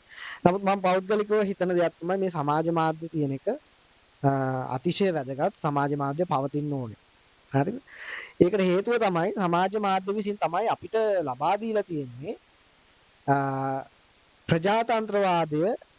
ප්‍රජාතන්ත්‍රවාදය කියන ඒක අයිතියක් විදිහට අපි ගත්තොත් ඒ අයිතිය භාවිතා කරන්න අපිට ලැබිච්ච හොඳ අවස්ථාවක් තමයි මේ සමාජ මාධ්‍ය කියන්නේ. ඇත්තටම සමාජ මාධ්‍ය ගැන අපි අධ්‍යයනය කරද්දිත් අපි දන්නවා වෙනත් කිසිදු මාධ්‍යයක තිබුණු නැති ආකාරයේ ජනප්‍රිය ප්‍රජාතන්ත්‍රවාදී භාවිතයක් සමාජ මාධ්‍යවල තියෙනවා කියන එක. ඒකට හේතුව තමයි කලින් පැවති මාධ්‍යවල සාමාන්‍ය පුරවැසියාට සම්බන්ධ වෙන්න තිබුණු අවස්ථා ඉතාම අඩුයි. ඒ කියන්නේ සාමාන්‍යයෙන් ඒකට නිශ්චිත පිරිසක් ඉන්නවා වෘත්තීය දැනුමක් තියෙන විශේෂීකරණය වෙච්ච දැනුමක් තියෙන අපි හිතමු නිවේදකයෝ කියලා. එයාලට විශේෂ හැකියාවක් තියෙන්න ඕනේ විශේෂ සුසුකමක් දක්ෂතාවයක් තියෙන්න ඕනේ ඒවට ප්‍රවේශ වෙන සහ ඒව රැඳී. සාමාන්‍ය කෙනෙකුට අවස්ථාවක් තිබුණේ ලියුමක් ලියන්න, ටෙලිෆෝන් කෝල් එකක් දෙන්න, ඒ වගේ ක්‍රමවේද වලින් විතරයි මාධ්‍යයට සම්බන්ධ වෙන්න තිබුණු අවස්ථා. හැබැයි මේ සමාජ මාධ්‍ය බිහිවීම සහ එහි විකාශනය කියන එක හරිම මැජිකල්. ඒක හරිම මේ ආශාදජනක දෙයක්. මොකද සෑම පුරවැසියෙකුටම පුළුවන්කම ලැබුණා මේ මාධ්‍ය කටයුතු වලට සම්බන්ධ වෙන්න, මාධ්‍ය නිර්මාණය කරන්න, මාධ්‍ය ඇතුලේ Tamanට කැමති විදියට තමන්ගේ අදහස් ප්‍රකාශ කරන්න. මේක අපි කියනවා democratizing of content creation. එහෙම නැත්නම් අන්තර්ගත නිර්මාණය කිරීමේ ඇති හැකියාව ප්‍රජාතන්ත්‍රීකරණය වුණා කියලා. ඉතින් මේක ඉතාම වැදගත් සංකල්පයක්. මේ හරහා තමයි අපි මේ සමාජ මාධ්‍ය ඇතුලේ තියෙන අයිතීන් ගැන කතා කරන්නේ, අදහස් ප්‍රකාශ කිරීමේ අයිතීන්. මේ සියල්ල මේ සංකල්පය ඇතුලේ අපි කතා කරනවා. ඒකත් එක්ක තමයි සිටිසන් ජර්නලිසම් වගේ දේවල් කතා කරන්නේ. සිටිසන් ජර්නලිසම් ගැන කතා කරොත් අපිට ඒ ගැන ගොඩාක් දේවල් තියෙනවා කතා කරගන්න.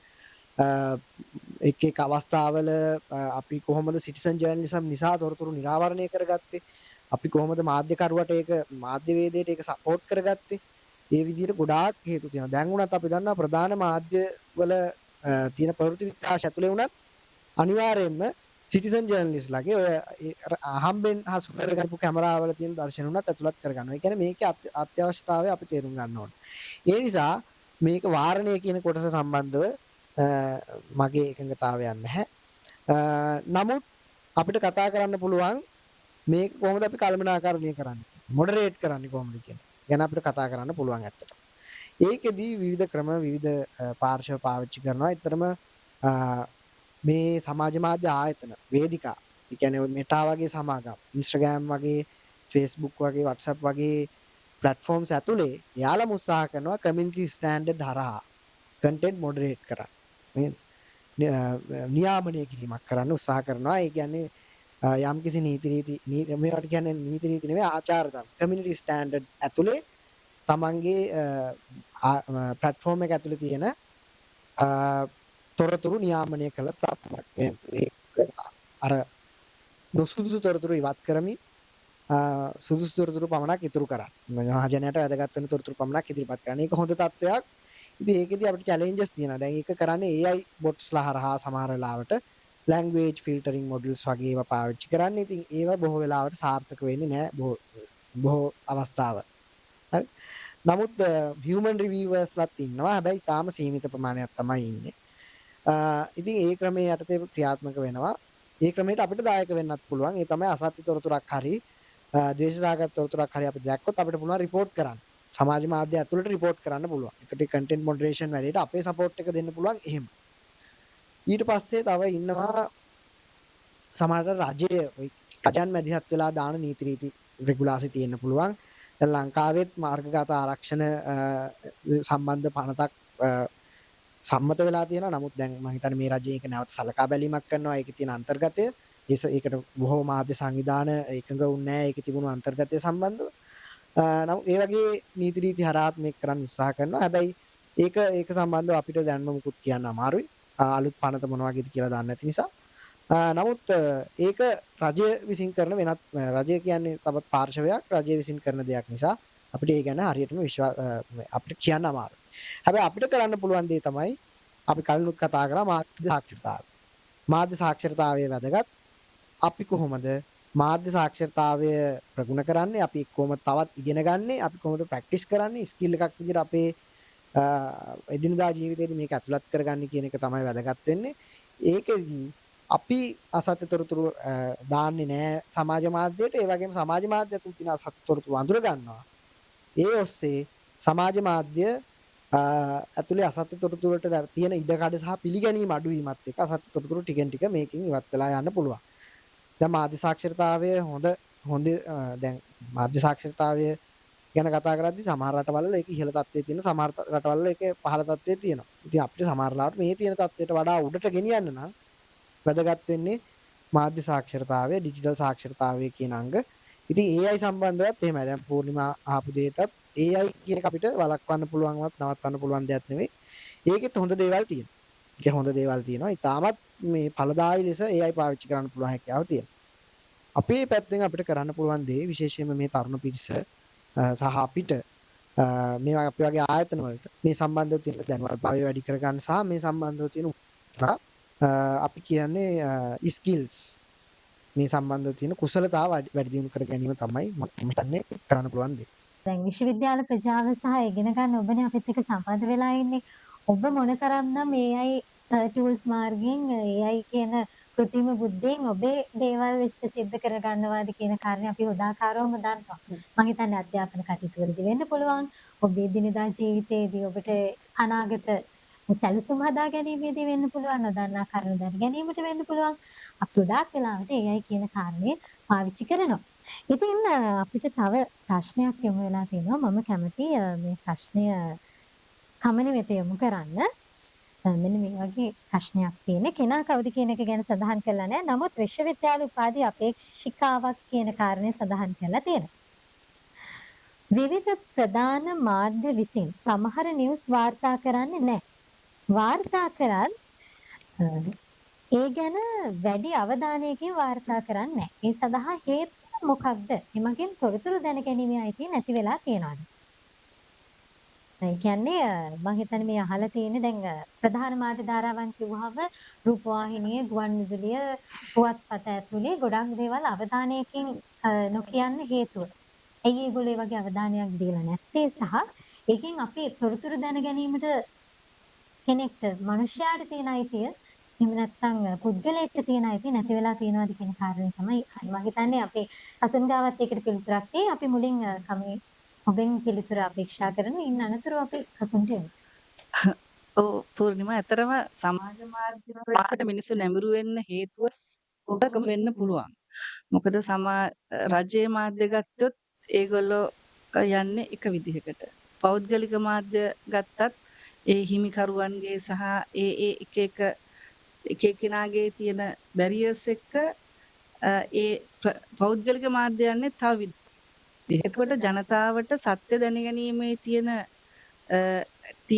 ඒගොල්ලන්ගේ අයිතිය ගොඩක් වෙලාවට ඇහිරිලා තියෙන ওই හේතු හන්දා. දැන් අපි හැමදාමත් දන්න රජයේ මාධ්‍ය කටයුතු කරන්නේ රජයට පක්ෂග්‍රාහීව සාමාන්‍යයෙන් පෞද්ගලික මාධ්‍ය පහුගිය කාලේ සීමාව ඇතුළත සිද්ධ වෙච්ච දේවලුත් එක්ක බලුවාම ඒගොල්ලෝ කටයුතු කරන්නේ ඒගොල්ලන්ගේ අවශ්‍යතාවන් මත. එහෙම වුණාම ජනතාවට සත්‍ය දැනගන්න තියෙන නොහැකියාව නිසා කියන්නේ අවස්ථාවක් නැතිවීම නිසා ඒගොල්ලෝ සමාජ මාධ්‍යයට නැඹුරු වුණේ වැඩියෙන්ම ওই හේතු හන්දා තමයි. ඒක අවම කරගන්නේ කොහොමද කියන එක නම් පූර්ණිමා මට දෙන්න හරි අමාරුයි. නමුත් කවුරු වුණත් තමන් සෑම විටම සත්‍ය මොකද්ද කියන හොයාගන්න එක තමයි හොඳම දේ කියන එක තමයි මගේ විශ්වාසය. අපි සඳහන් කළා සහතික පත්‍රයක් ඔබ වෙනුවෙන් නිකුත් කරනවා කියලා ශ්‍රී ලංකා පුවත්පත් ආයතනයේ වටිනා කියන සහතික පත්‍රයක්. ඉතින් මේ ලබා ගන්න ඔබට අපි යොමු කරලා තියෙනවා Google form එක. අපි ඊටාම කෙටි ප්‍රශ්න කිහිපයක් ඔබට යොමු කරලා තියෙනවා පිළිතුරු ලබා දෙන්න. ඉතින් ඒකට පිළිතුරු ලබා දෙන්න දැන් ඔබට අවස්ථාව තියෙනවා. විනාඩි 15ක් වගේ කාලයක් ඇතුළත ඔබ ඊට පිළිතුරු ලබා දෙන්න. ඉතාමත් වැදගත් වේවි අපේ සංවිධායක මණ්ඩලයට ඔබේ සහතික පත්‍රය නිර්මාණය කරන්න. ඉතින් ඒ ගැනත් ඔන්න මතක් කිරීමක් කරා. පසුන් අපි අර සඳහන් කරපු ප්‍රශ්නයට නැවත සාම කෙටි පිළිතුරක් ලබා දෙන්නට බලමු.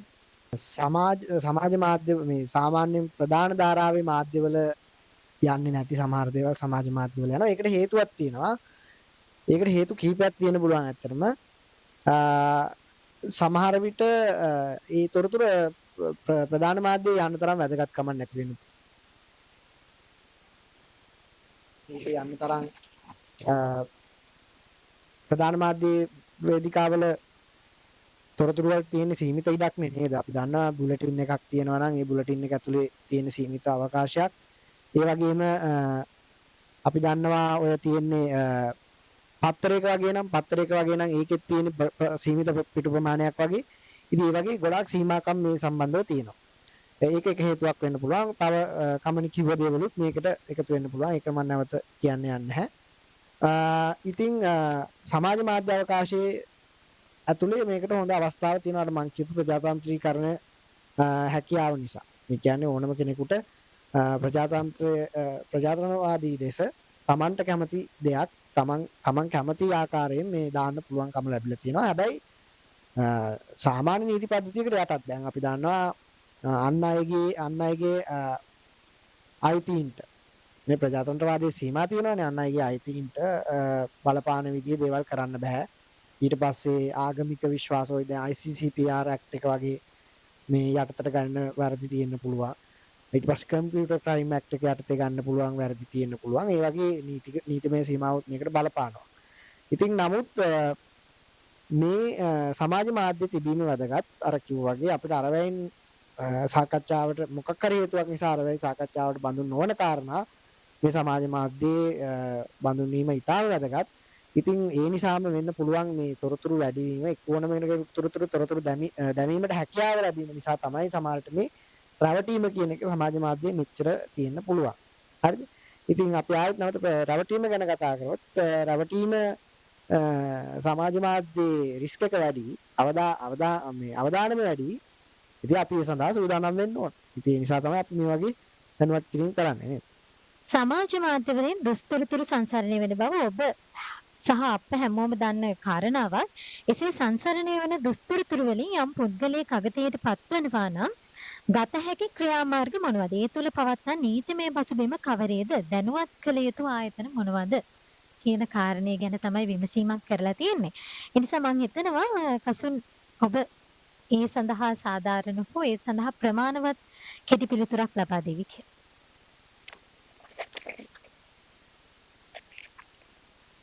ඔව් මේවා අසාධාරණයට ලක් වුණොත් කරන්න පුළුවන් දේවල් ඇත්තටම ටිකක් අඩුයි.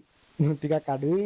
මොකද ඒකට විශාල පරිශ්‍රමයක් දරන්න වෙනවා. ඉතින් මම නීති සම්බන්ධව විශේෂඥයෙක් නෙමෙයි. ඒකට නීති මාර්ගයෙන් හැකියාවන් ගොඩක් තියෙනවා. ඒ ගැන අපේ පුවත්පත් ආයතනය සහ පැක්සික ආයතනයේ නීතිය සම්බන්ධව කතා කරන වෙනම ෆෝරම්ස් තියෙනවා. ඒ ආශ්‍රිතව බලා ගන්න පුළුවන්. නමුත් අර මං කිව්වා වගේ කලින්ම අපිට ගන්න පුළුවන් පියවර ගොඩක් තියෙනවා. එකක් තමයි අර සමාජ මාධ්‍ය ඇතුළේම තියෙන අවකාශය පාවිච්චි කරලා සමාජ මාධ්‍ය ඇතුලේ තියෙන රිපෝට් කිරීමේ ක්‍රියාවලිය හරහා අපිට කලෙක්ටිව්ලි එක කරන්නත් පුළුවන්. අසත්‍ය තොරතුරක් සම්බන්ධ වුණා නම් අපිට කණ්ඩායමක් විදිහට එකතු වෙලා වුණත් ඒ සම්බන්ධව පියවර ගන්න පුළුවන් මේ රිපෝට් කිරීමේ ක්‍රියාවලිය. ඒ කියන්නේ සමාජ මාධ්‍ය platform එකට අපි කියනවා මේක බොරුවක්. මේකට රැවටෙන්න එපා කියනවා. හරි. ඒත් එක්කම මේ third party fact checking කරන කණ්ඩායම් තියෙනවා. ලංකාවේ ආයතන දෙකක් විතර මේ Facebook වගේ සමාගම් එක්ක එකතු වෙලා වැඩ කරනවා. අසත්‍ය තොරතුරු ප්‍රචාරය වෙන අවස්ථාවල ඒවට එරෙහිව කරන්න පුළුවන් අර ආටිකල් එකක් ඒක විස්තර කරලා ඉදිරිපත් කරන ආයතන තියෙනවා. දැන් ඒ ප්‍රෝග්‍රෑම් එක හැබැයි දැන් Facebook එකෙන් දැන් නැවත ඒක අත්හිටවල තියෙනවා. Facebook සමාගම විසින් third party තුන්වෙනි පාර්ශවයේ කරුණු පරීක්ෂා කිරීමේ ආයතනත් එක්ක කරන වැඩසටහන දැන් නවත්තලා තියෙනවා. නමුත් අපේ කරුණු පරීක්ෂා කිරීමේ ආයතන ඒ විදිහට එහෙමම තියෙනවා. මේවත් එක්ක සම්බන්ධ වෙලා මේ අප්ඩේට් වෙන එක වැදගත්. මේ අපි නිවුස් ඇලර්ට්ස් ගන්න අපි තියාගෙන ඉන්නවානේ එක එක සබ්ස්ක්‍රයිබ් කරලා WhatsApp channel Facebook channel ඒ වගේම මේ කරුණු පරීක්ෂා කරලා ඉදිරිපත් වෙන තොරතුරු ලබා ගන්නත් ඒ වගේ කමිටිස් ඇතුලේ ඇක්ටිව් විදියට ඒකට ලිස්නින් කරන එක ඒව ගැන අවධානයෙන් ඉන්න එක වැදගත් වෙනවා. ඉතින් එතනින් එහාට කියපු අර පෞද්ගලික ගණයේ අපහාස වගේ දේවල් වලට දැන් අපිට ওই අපහාස නීතිය යටතේ නඩු දාන්න පුළුවන්. සිවිල් අපහාස නීතිය, සාපරාධී අපහාසය මම හිතන්නේ දැන් ක්‍රියාත්මක වෙන්නේ නැහැ. සිවිල් අපහාස නීතිය. තව කම්පියුටර් ක්‍රයිම් ඇක්ට් එක යටතේ වගේ ගන්න පුළුවන් වැරදි තියෙනවා. ඒවට එරෙහිව කටයුතු කරන්නත් පුළුවන්. තව පුළුවන් අපි දන්නවා මේ ඔය මොන හරි අපි දන්නවා පෞද්ගලිකත්වය සම්බන්ධ ගැටලුවක් නම් ඒ වගේ දේවල් ආරක්ෂාව සම්බන්ධ ගැටලුවක් නම් පරිගණක හදිසි ප්‍රතිචාර ඒකකයට ඒ වගේම පොලිසියේ තියෙන සයිබර් ක්‍රයිම්ස් ගැන ඉන්න විශේෂ ඒකක පිහිටවල තියෙනවා. ඒවට පැමිණිලි කරන්නත් පුළුවන් මේ සම්බන්ධව. ඉතින් මේ සම්බන්ධව ඇත්තටම රාජ්‍ය සහ මේ අධිකාරීන් විශේෂ උනන්දුවක් මෑත කාලයේ දක්වලා තියෙනවා. මේ අසත්‍ය තොරතුරු වමාරු වෙද්දී ඒවට එරෙහිව කටයුතු කරන්න ඒ සම්බන්ධ පුද්ගලයන් ගෙන්වලා ප්‍රශ්න කරන්න වගේ අවස්ථා විශාල ප්‍රමාණයක් මෑත කාලයේ සිද්ධ වෙලා තියෙනවා. ඉතින් මේක සමාජයට හොඳ තත්ත්වයක් වෙන්නත් පුළුවන්, ඒක නරක තත්ත්වයක් වෙන්නත් පුළුවන්. අර මම කියපු freedom of expression පැත්තේ. ඒ ගැන අපි දීර්ඝව ඒ සිද්ධියට අදාළව තමයි කතා කළ යුතු වෙන්නේ. නමුත් පොදුවේ අපිට කරන්න පුළුවන් දේවල් ওই මම කියපු දේවල් ටික තමයි මම හිතන්නේ. හොඳයි. මම හිතන්නේ ඒකට හොඳ පිළිතුරක් ලැබෙන්න ඇති කියලා මම විශ්වාස කරනවා. අපිට තවත් ප්‍රශ්නයක් යොමු වෙලා තියෙනවා මෙන්න මෙහෙම තමයි ප්‍රශ්නය යොමු වෙලා තියෙන්නේ. උපාධි අපේක්ෂකයෙක්ම තමයි අපිට මේ ප්‍රශ්නය යොමු කරලා තියෙන්නේ. අම්, මම මේක අපේ කමිනිගෙන් අහන්නම්. මොකද ඒක ගොඩක් වැදගත් වෙයි. කරුණු පරීක්ෂකයන් කොයි විදිහටද මේකට සම්බන්ධ වෙන්නේ කියන කාරණේ තමයි මම හිතන්නේ අහලා තියෙන්නේ.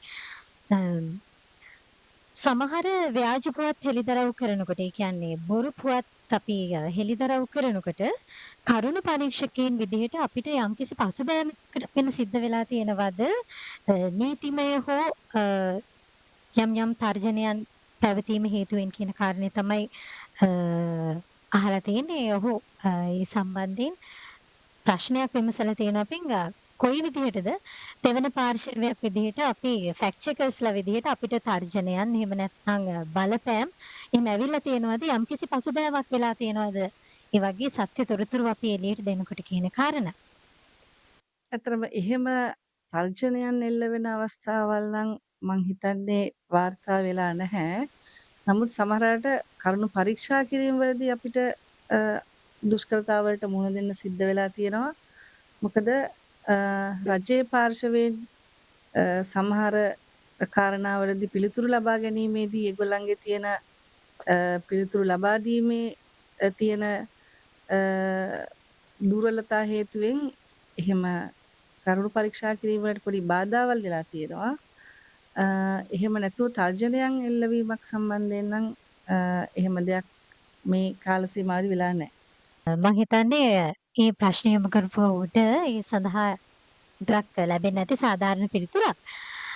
අද අපි කතා කරන්න බලාපොරොත්තු වුණේ අන්තර්ජාලය ඇතුළේ සමාජ මාධ්‍යයන් එක්ක කටයුතු කරනකොට කොහොමද මේ රැවටීම කියන එකට සමාජ මාධ්‍ය පරිශීලකයන් විදිහට සමාජ මාධ්‍ය භාවිත කරන්නන් විදිහට අපිට මොකද වෙන්නේ සහ රැවටීම කියන කාරණය කොයිතරම් දුරට සිදුවෙනවාද තියෙනවාද කියන කාරණය ගැන තමයි අපි කතා කරේ.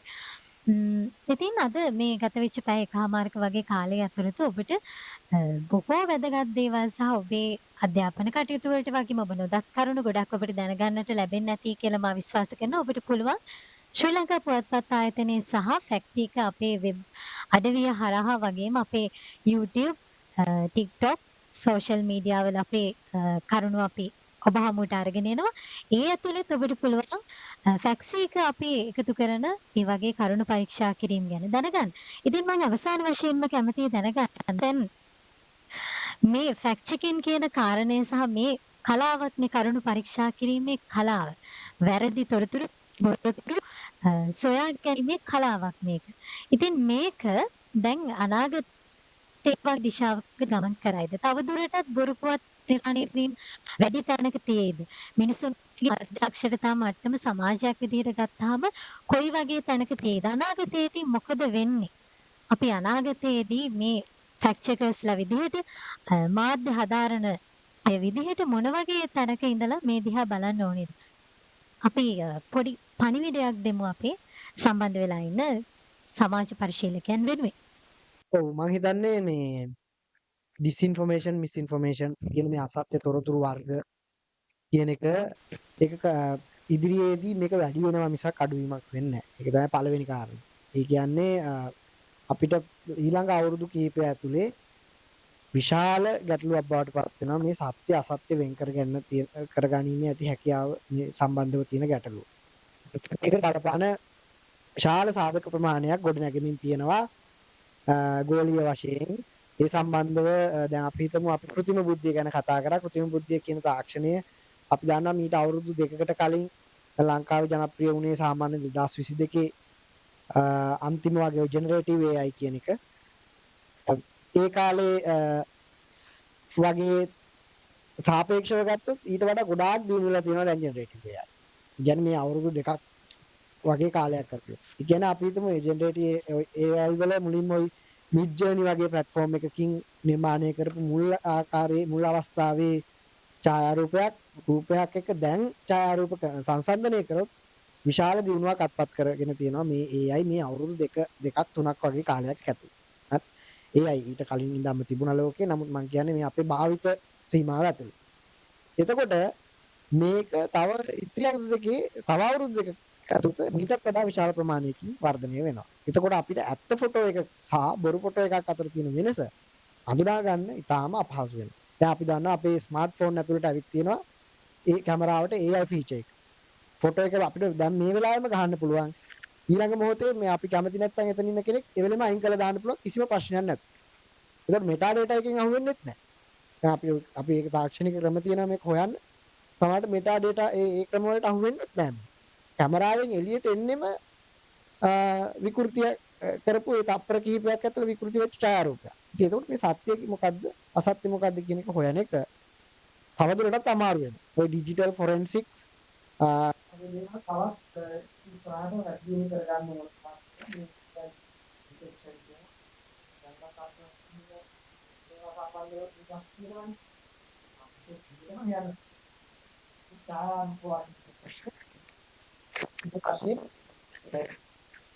මේ තියෙන. ඉතින් මේ අපි මේ බ්ලරි ලයින් එක මේ සත්‍ය අසත්‍යතාවයේ අතර තියෙන බ්ලරි ලයින් එක තවත් පළල් වෙන එක තමයි වෙන්නේ. කියන්නේ මේ සත්‍ය අසත්‍යතාවය වෙන් කර ගැනීම සඳහා අපිට තියෙන අර ඒ ඉර අපිට ඊටාම අපහසු ඝන ඉරක් බවට පත් වෙනවා. රේඛාව. ඒ රේඛාව ඝන කම් රේඛාව බවට පත් වෙනවා. අපිටත් අමාරු වෙන සමහරට ෆැක්ට් චෙකර්ස්ලටත් ඉස්සරහට මීටත් වඩා හොඳට ස්කිල්ස් වැඩි දියුණු කරගන්න වෙනවා. මේ තාක්ෂණික දේවල් සම්බන්ධ කරුණු පරීක්ෂා කිරීමේදී. ඉතින් සමහරට මේ තාක්ෂණික දේවල් ඇතුළෙම මේවට අවශ්‍ය පහසුකම් තවත් වර්ධනය වෙයි. ඒ කියන්නේ AIම එයි ෆැක්ට් චෙක් කරා. එහෙම වෙන්නත් පුළුවන්. ඉතින් අපි මේ ගැන නිරන්තර ඉදිරියේදී අවධානයෙන් ඉමු. මෙතන අපේ ඉගෙන ගන්න මේ අයටත් මේ ගැන තවදුරටත් පරීක්ෂණ කරන්නත් පුළුවන්. මේ ගැන තව වැඩිපුර අවධානයෙන් ඉන්නත් පුළුවන්. ඒ සම්බන්ධව ඉදිරියේදී මොනවද වෙන්නේ කියන එක සම්බන්ධව සමහරට ෆැක්ට් චෙකර් කෙනෙක් වෙන්න බලාපොරොත්තු වෙන කෙනෙක් සම්බන්ධව ඒ ගැන උනන්දුවෙන් දැනට හදාරන්න ඕන මොනවද කියන දේවල් ගැන උනන්දු වෙන්න පුළුවන්. ඉතින් මේ හැම දේ ගැනම අවධානයෙන් ඉන්න එක වැදගත්. අද දවසේ මාතෘකාව ගැන මම ආයි මේ මතක් කරත් අවසාන වශයෙන් මම කියන්න කැමතියි අපි මේ කලිනුත් කතා කරා නොරවටි ඉඳීමනේ අපේ මාතෘකාව ප්‍රධාන වශයෙන් මේ ඒක ඇතුළේ තියෙන අතිරේක කාරණා තමයි අපි මේ කතා කළේ. නොරවටි ඉන්න නම් මම යෝජනා කරන පළවෙනි දේ තමයි අපිට තියෙනවනේ අර මේ කලින් පූර්ණිමත් මතක් කරා වගේ අභිමානයක් තියෙනවනේ නේ අපි කැමති නෑ රැවටෙන්න. රැවටෙන්න කැමති නෑනේ අපි සාමාන්‍ය ජීවිතේ කවුරු හරි අපිව රැවටුවා කිව්වොත් සමහරවිට අපි ජීවිත කාලෙම ඒකනත් එක්ක තරහ වෙනවා නේද? අපි රැවටුණා කිව්වොත් අපිට අපේ අභිමාන්‍ය සම්බන්ධ ගැටලුවක් වෙනවා. අන්න ඒක අපි සමාජ මාධ්‍ය ඇතුලේ ප්‍රගුණ කරන්න ඕනේ. අපි රැවටෙනවට බය වෙන්න ඕනේ. අපි රැවටෙනවා කියන එකට ලැජ්ජ වෙන්න ඕනේ. ඉතින් ඒ නිසා අපි අන්තර්ජාලය ඇතුලේ කවුරු හරි අපිව රවට්ටනවා නම් අපිට ඒක ඉක්මනින් ඩිටෙක්ට් කරගන්න. අපිට ඒක ඉක්මනින්ම අඳුර ගන්න පුළුවන් නම් ඒක අපි අනිත් අයට වඩා ඉස්සරහින් ඉන්න පුළුවන් විදිහේ ස්කිල් එකක් වෙයි. ඉතින් ඒ නිසා නිතරම දේවල් දිහා පොඩ්ඩක් අපි ඔය සංශයවාදය කියලා මේ එකකුත් තියෙනවා concept එකකුත්. සැකෙන් බලන්න ඕනේ. අපි ඒ දිහා සැකෙන් බලලා ඒ තොරතුරු සත්‍ය අසත්‍යතාවය වෙන් කරගන්න නිරන්තරයෙන්ම උත්සාහ කරන්න ඕනේ. අර මං වගේ හොඳ ඩිජිටල් සිටිසන්ෂිප් කෙනෙක් වෙන්න සිටිසන් කෙනෙක් වෙන්න නම් මේ දේවල් අනුගමනය කරගෙන තියෙන එක වැදගත් වෙයි කියලා මම හිතනවා. කසුන් කියපු කාරණයට මම තව ටිකක් එකතු කරන්නම්. ඇත්තටම ඉස්සරහට අපිට මීට වඩා බොරු තොරතුරු අපිට ලැබෙන්න ඉඩකඩ තියෙන ප්‍රමාණය වැඩි. ඒ නිසා අපි නොරවටීමු. ඒ සඳහා කසුන් සහ ශ්‍රී ලංකා පුවත්පත් ආයතනයේ ඇතුළුව කසුන් ප්‍රධාන පුහුණුකරුවෙක් හැටියට කටයුතු කරනවා. විශ්වවිද්‍යාල හරහා ජනමාධ්‍යවේදීන් හරහා අසත්‍ය තොරතුරු අපි නොරැවටී ඉන්නේ කොහොමද කියන එක සම්බන්ධයෙන් අපිත් එක්ක එකතු වෙලා ඉන්න. ඔයගොල්ලන්ට අසත්‍ය තොරතුරු මොන හරි අපිට ලැබෙනවා නම් අපිට යොමු කරන්න faxseeker.lk හරහා අපේ සම්බන්ධතා ඉදිරියට ගොඩනගා ගමු. ගොඩක් ස්තුතියි අද මේ අවස්ථාවට ඔබ සහභාගී වීම සම්බන්ධයෙන්. බෙහෙවින් ස්තුතිවන්ත වෙනවා අදහස් දැක්වීම සම්බන්ධයෙන් ඔබ දෙපළටම එකහමාරකට වැඩි කාලයක් අපත් සමග ඔබ සම්බන්ධ වෙලා හිටියා. ජාත්‍යන්තර කරුණු පරීක්ෂා කිරීමේ දින ඉන්ටර්නැෂනල් ෆැක්ට් චෙකින් ඩේ අප්‍රේල් මාසේ 2 වෙනිදාට යෙදලා තිනවා. අද දවසේ ශ්‍රී ලංකා පුවත්පත් ආයතනය සහ එහි ෆැක්සීක කරුණු පරීක්ෂා කිරීමේ කණ්ඩායම එකතු වෙලා තමයි ඔබ වෙනුවෙන් අන්තර්ජාලය හරහා රැවටීමට ඔබට තියෙන ඉඩකඩ පිළිබඳව මෙවැනි වූ වැඩසටහනක් අරගෙන ආවේ. ඉතින් මම විශ්වාස කරනවා අද මේ ගත වුණු පැය එකහමාරක කාලය ඇතුළත ඔබ ඔබේ ජීවිතයට වගේම ඔබේ අධ්‍යාපන කටයුතු වලට වගේම ඔබේ අනිකුත් දේවල් වලට සමාජ ජීවිතයටත් බොහෝ දේ එකතු කරගන්නට ඇති කියලා. මනුෂ්‍යයා කියලා කියන්නේ ජීවිතේ පියවරෙන් පියවර ඉදිරියට යන්න දඟලන කෙනෙක්. මොකද අනිකුත් සත්වයින් ලෝකේ සත්ව ලෝකේ ගත්තාම වෙන කිසිම අයෙකුට එවැනි පියවරෙන් පියවරට ඉදිරියට යන්න හැකියාවක් ලැබෙන්නේ ඉතින් තාක්ෂණය දියුණු වෙන්නේ මෙන්න මේ කාරණයක් එක්ක. ඊතරම් දුරට ආපු මනුෂ්‍යයාට බොරුව කියන එක හඳුනගන්න අපහසු කාරණයක් නෙවෙයි. ඉතින් ඒ නිසා අපි රැවටෙන එක අවම කරගමු. මොකද අපිට රැවටෙන්නේ නැතුව ඉන්න විදිහක් නැහැ. ජාතියක් විදිහට රටක් විදිහට අපි රැවටෙන්නටත් ඉඩකඩ තියෙන්න පුළුවන්. ඉතින් ඒ නිසා තවත් දවසක ඔබ හමුවීමේ බලාපොරොත්තුවෙන් සමුගන්නට තමයි සූදානම් වෙන්නේ. ඊට ප්‍රථමයෙන් අපත් සමග සම්ප්‍රදායකත්වය ලබා දීපු දෙදෙනාට ස්තුති කරන්න තමයි මේ සූදානම් වෙන්නේ. අපත් සමග සම්බන්ධ වුණා ශ්‍රී ලංකා පුවත්පත් ආයතනයේ මාධ්‍ය පුහුණුකරුවෙකු විදිහට කටයුතු කරන කරුණු පරීක්ෂකවරයෙක් වශයෙන්ුත් මාධ්‍ය පුහුණුවීම් වල නිරත වන කසුන් කුමාරගේ ඒ වගේම ශ්‍රී ලංකා පුවත්පත් ආයතනයේ කරුණු පරීක්ෂකවරියක් විදිහට කටයුතු කරන ප්‍රවීණ මාධ්‍යවේදී කමිනී හෙට්ටිආරච්චි ඔබ දෙපළට බෙහෙවින්ම ස්තුතිවන්ත වෙනවා මේ වැඩ කටයුත්ත සාර්ථක කරගන්න කාලය ශ්‍රමය දැනුම් කරගෙන අද මේ පැයකමාරක කාලය ඇතුළත අපත් සමග සම්බන්ධ වුණාට. ඉතින් එහෙමනම් තවත් දවසක මෙවැනි වූ වැදගත් මාතෘකාවක් එක්ක ඔබ හමුවීමේ බලාපොරොත්තුවෙන් අද දවසට මේ වැඩ කටයුත්ත නිමා කරන වැඩසටහන නිමා කරන සම්බන්ධ වූ ඔබටත් දෙවියන් ස්තුතියි. මේ වැඩ කටයුත්ත සංවිධානය කරන අපත් සමග හිටියා මේ තිරේ පිටිපස්සේ තව බොහෝ දෙනෙක්.